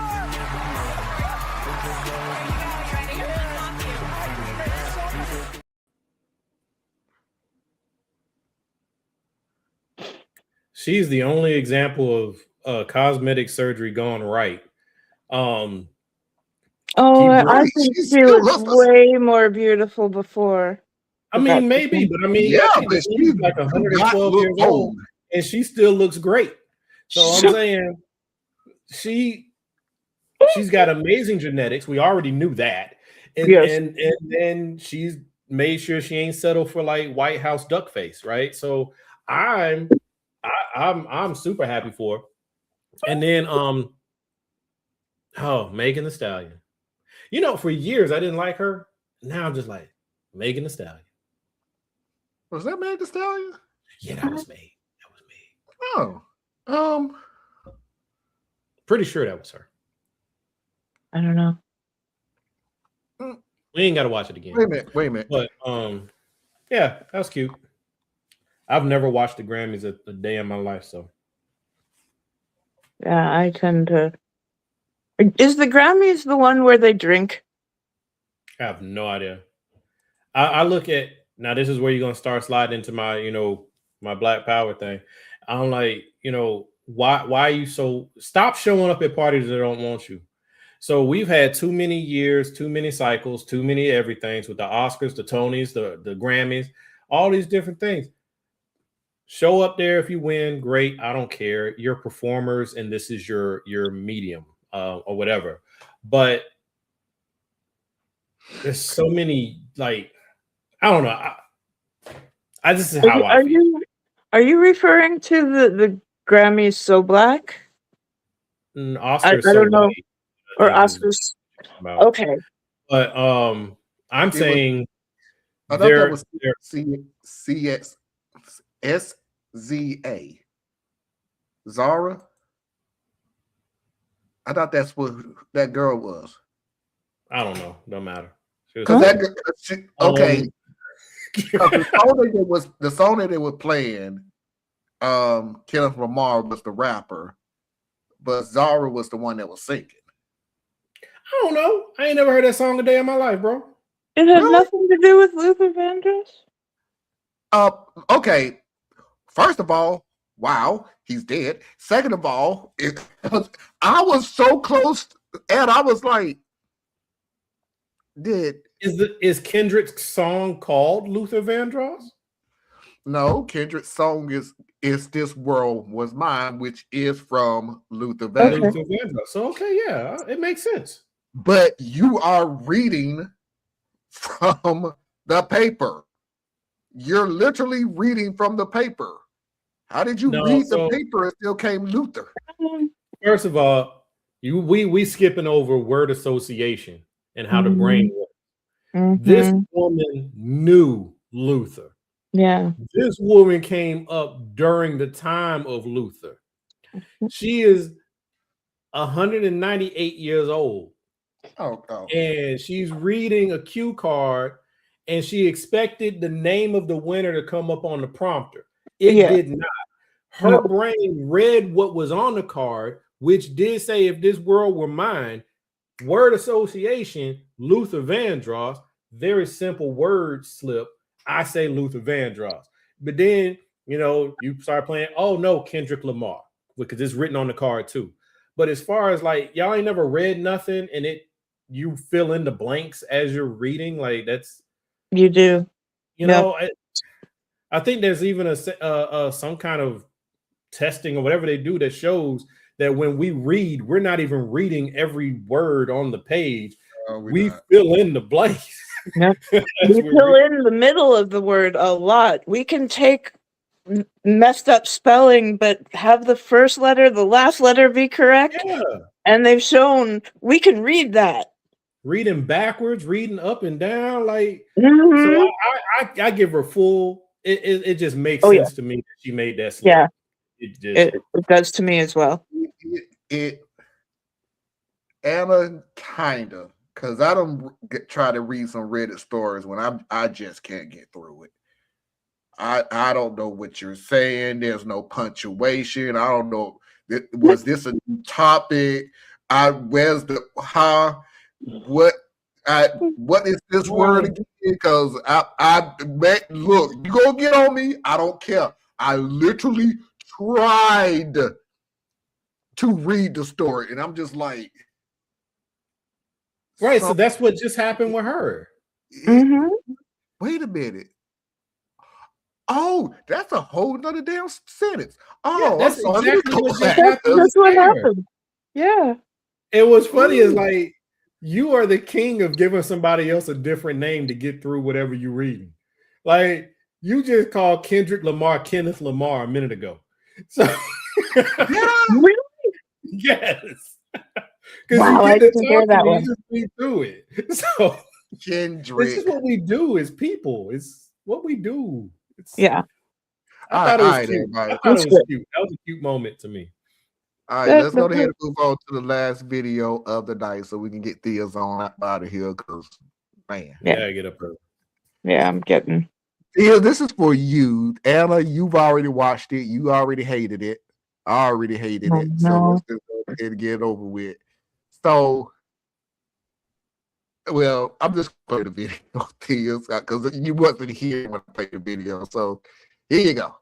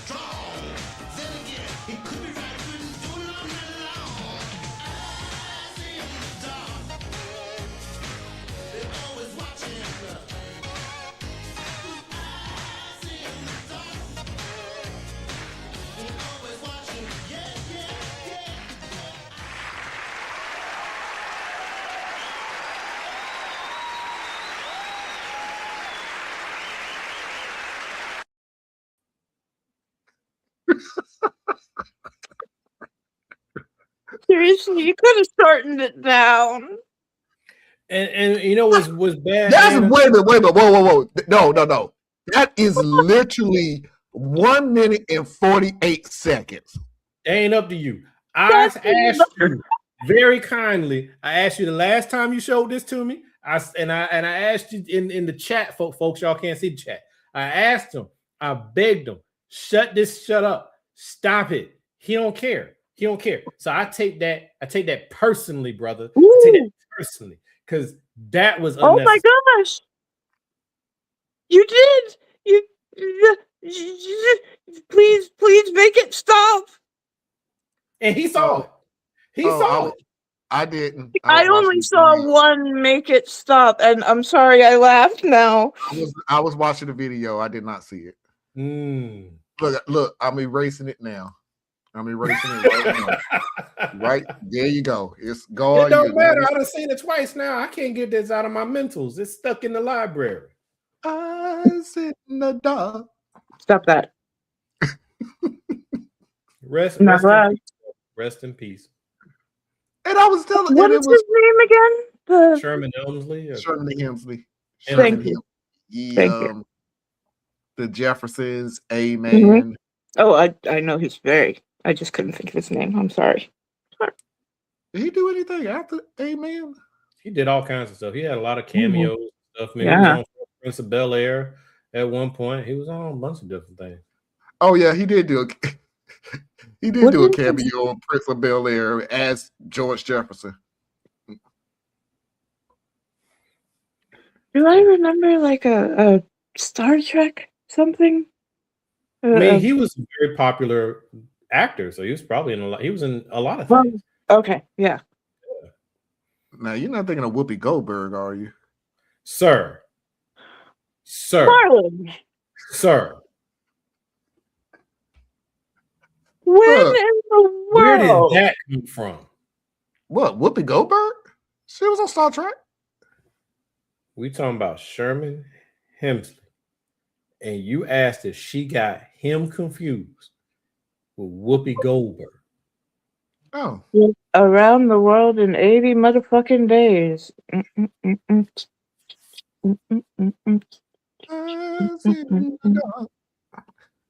See, folks out there that says, Marlon has a cruel streak in him. Y'all just he does. You know what I'm only doing that. Singing that now. By tomorrow, I don't forgot what the hell the words were. Good. Or at least the beat of it. I mean, I will remember Eyes in the Dark, but I ain't gonna remember. It's fair, bro. It's fair because I still love the Red House. Like, so I wish. No. Hate it with all my guts, and Theus knows that, and that's why he's doing this right now. So I'm not the only one with an evil streak. You have one too, sir. I know. You have one too. I do. Yeah. But I do you like both the red. like to give as good as you get. Commercial. Yeah.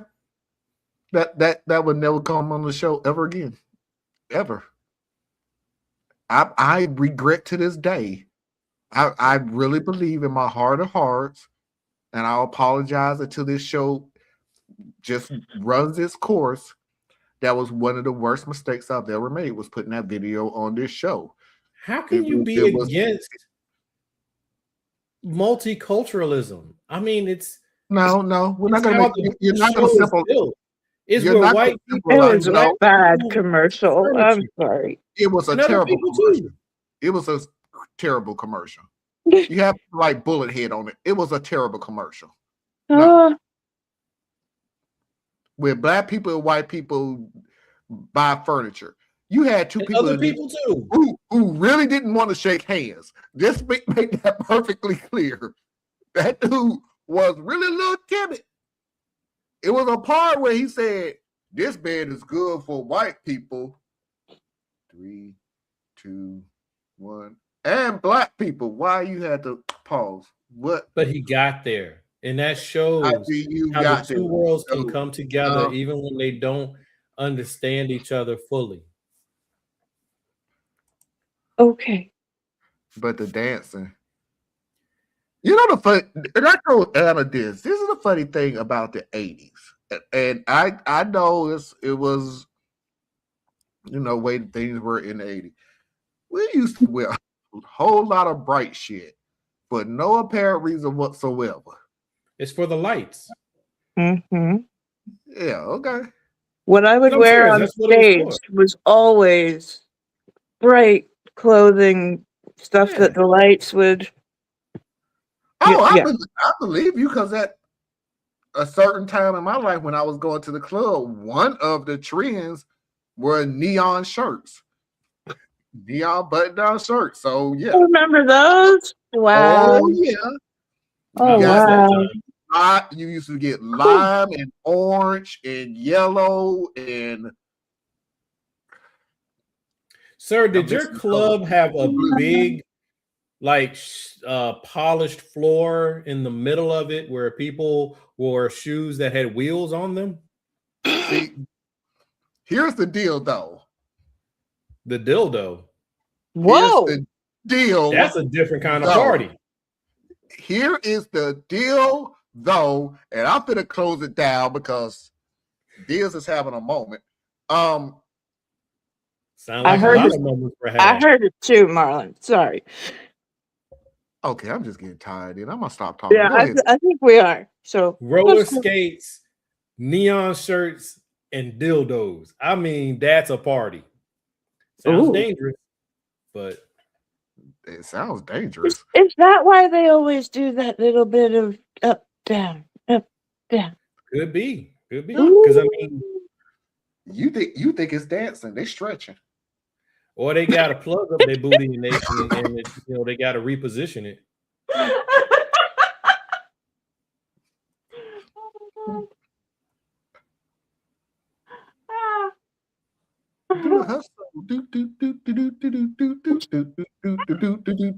They gotta get the beat ready. They know what's coming later. 3,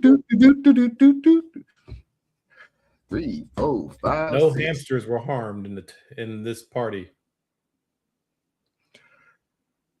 What? Where the hell did the hamster come from? You never heard about how in the emergency room they find all kinds of things that they Oh yeah. True. No, I Someone I'm recently stuck what thankfully was no longer live, but a munition from World War One. They were a history buff, huh? I guess so. They had to call the bomb squad into the hospital, and the guy had to admit, I wanted to see what it felt like. Well, I mean, he slipped and he fell, and Right. Okay. Right on it.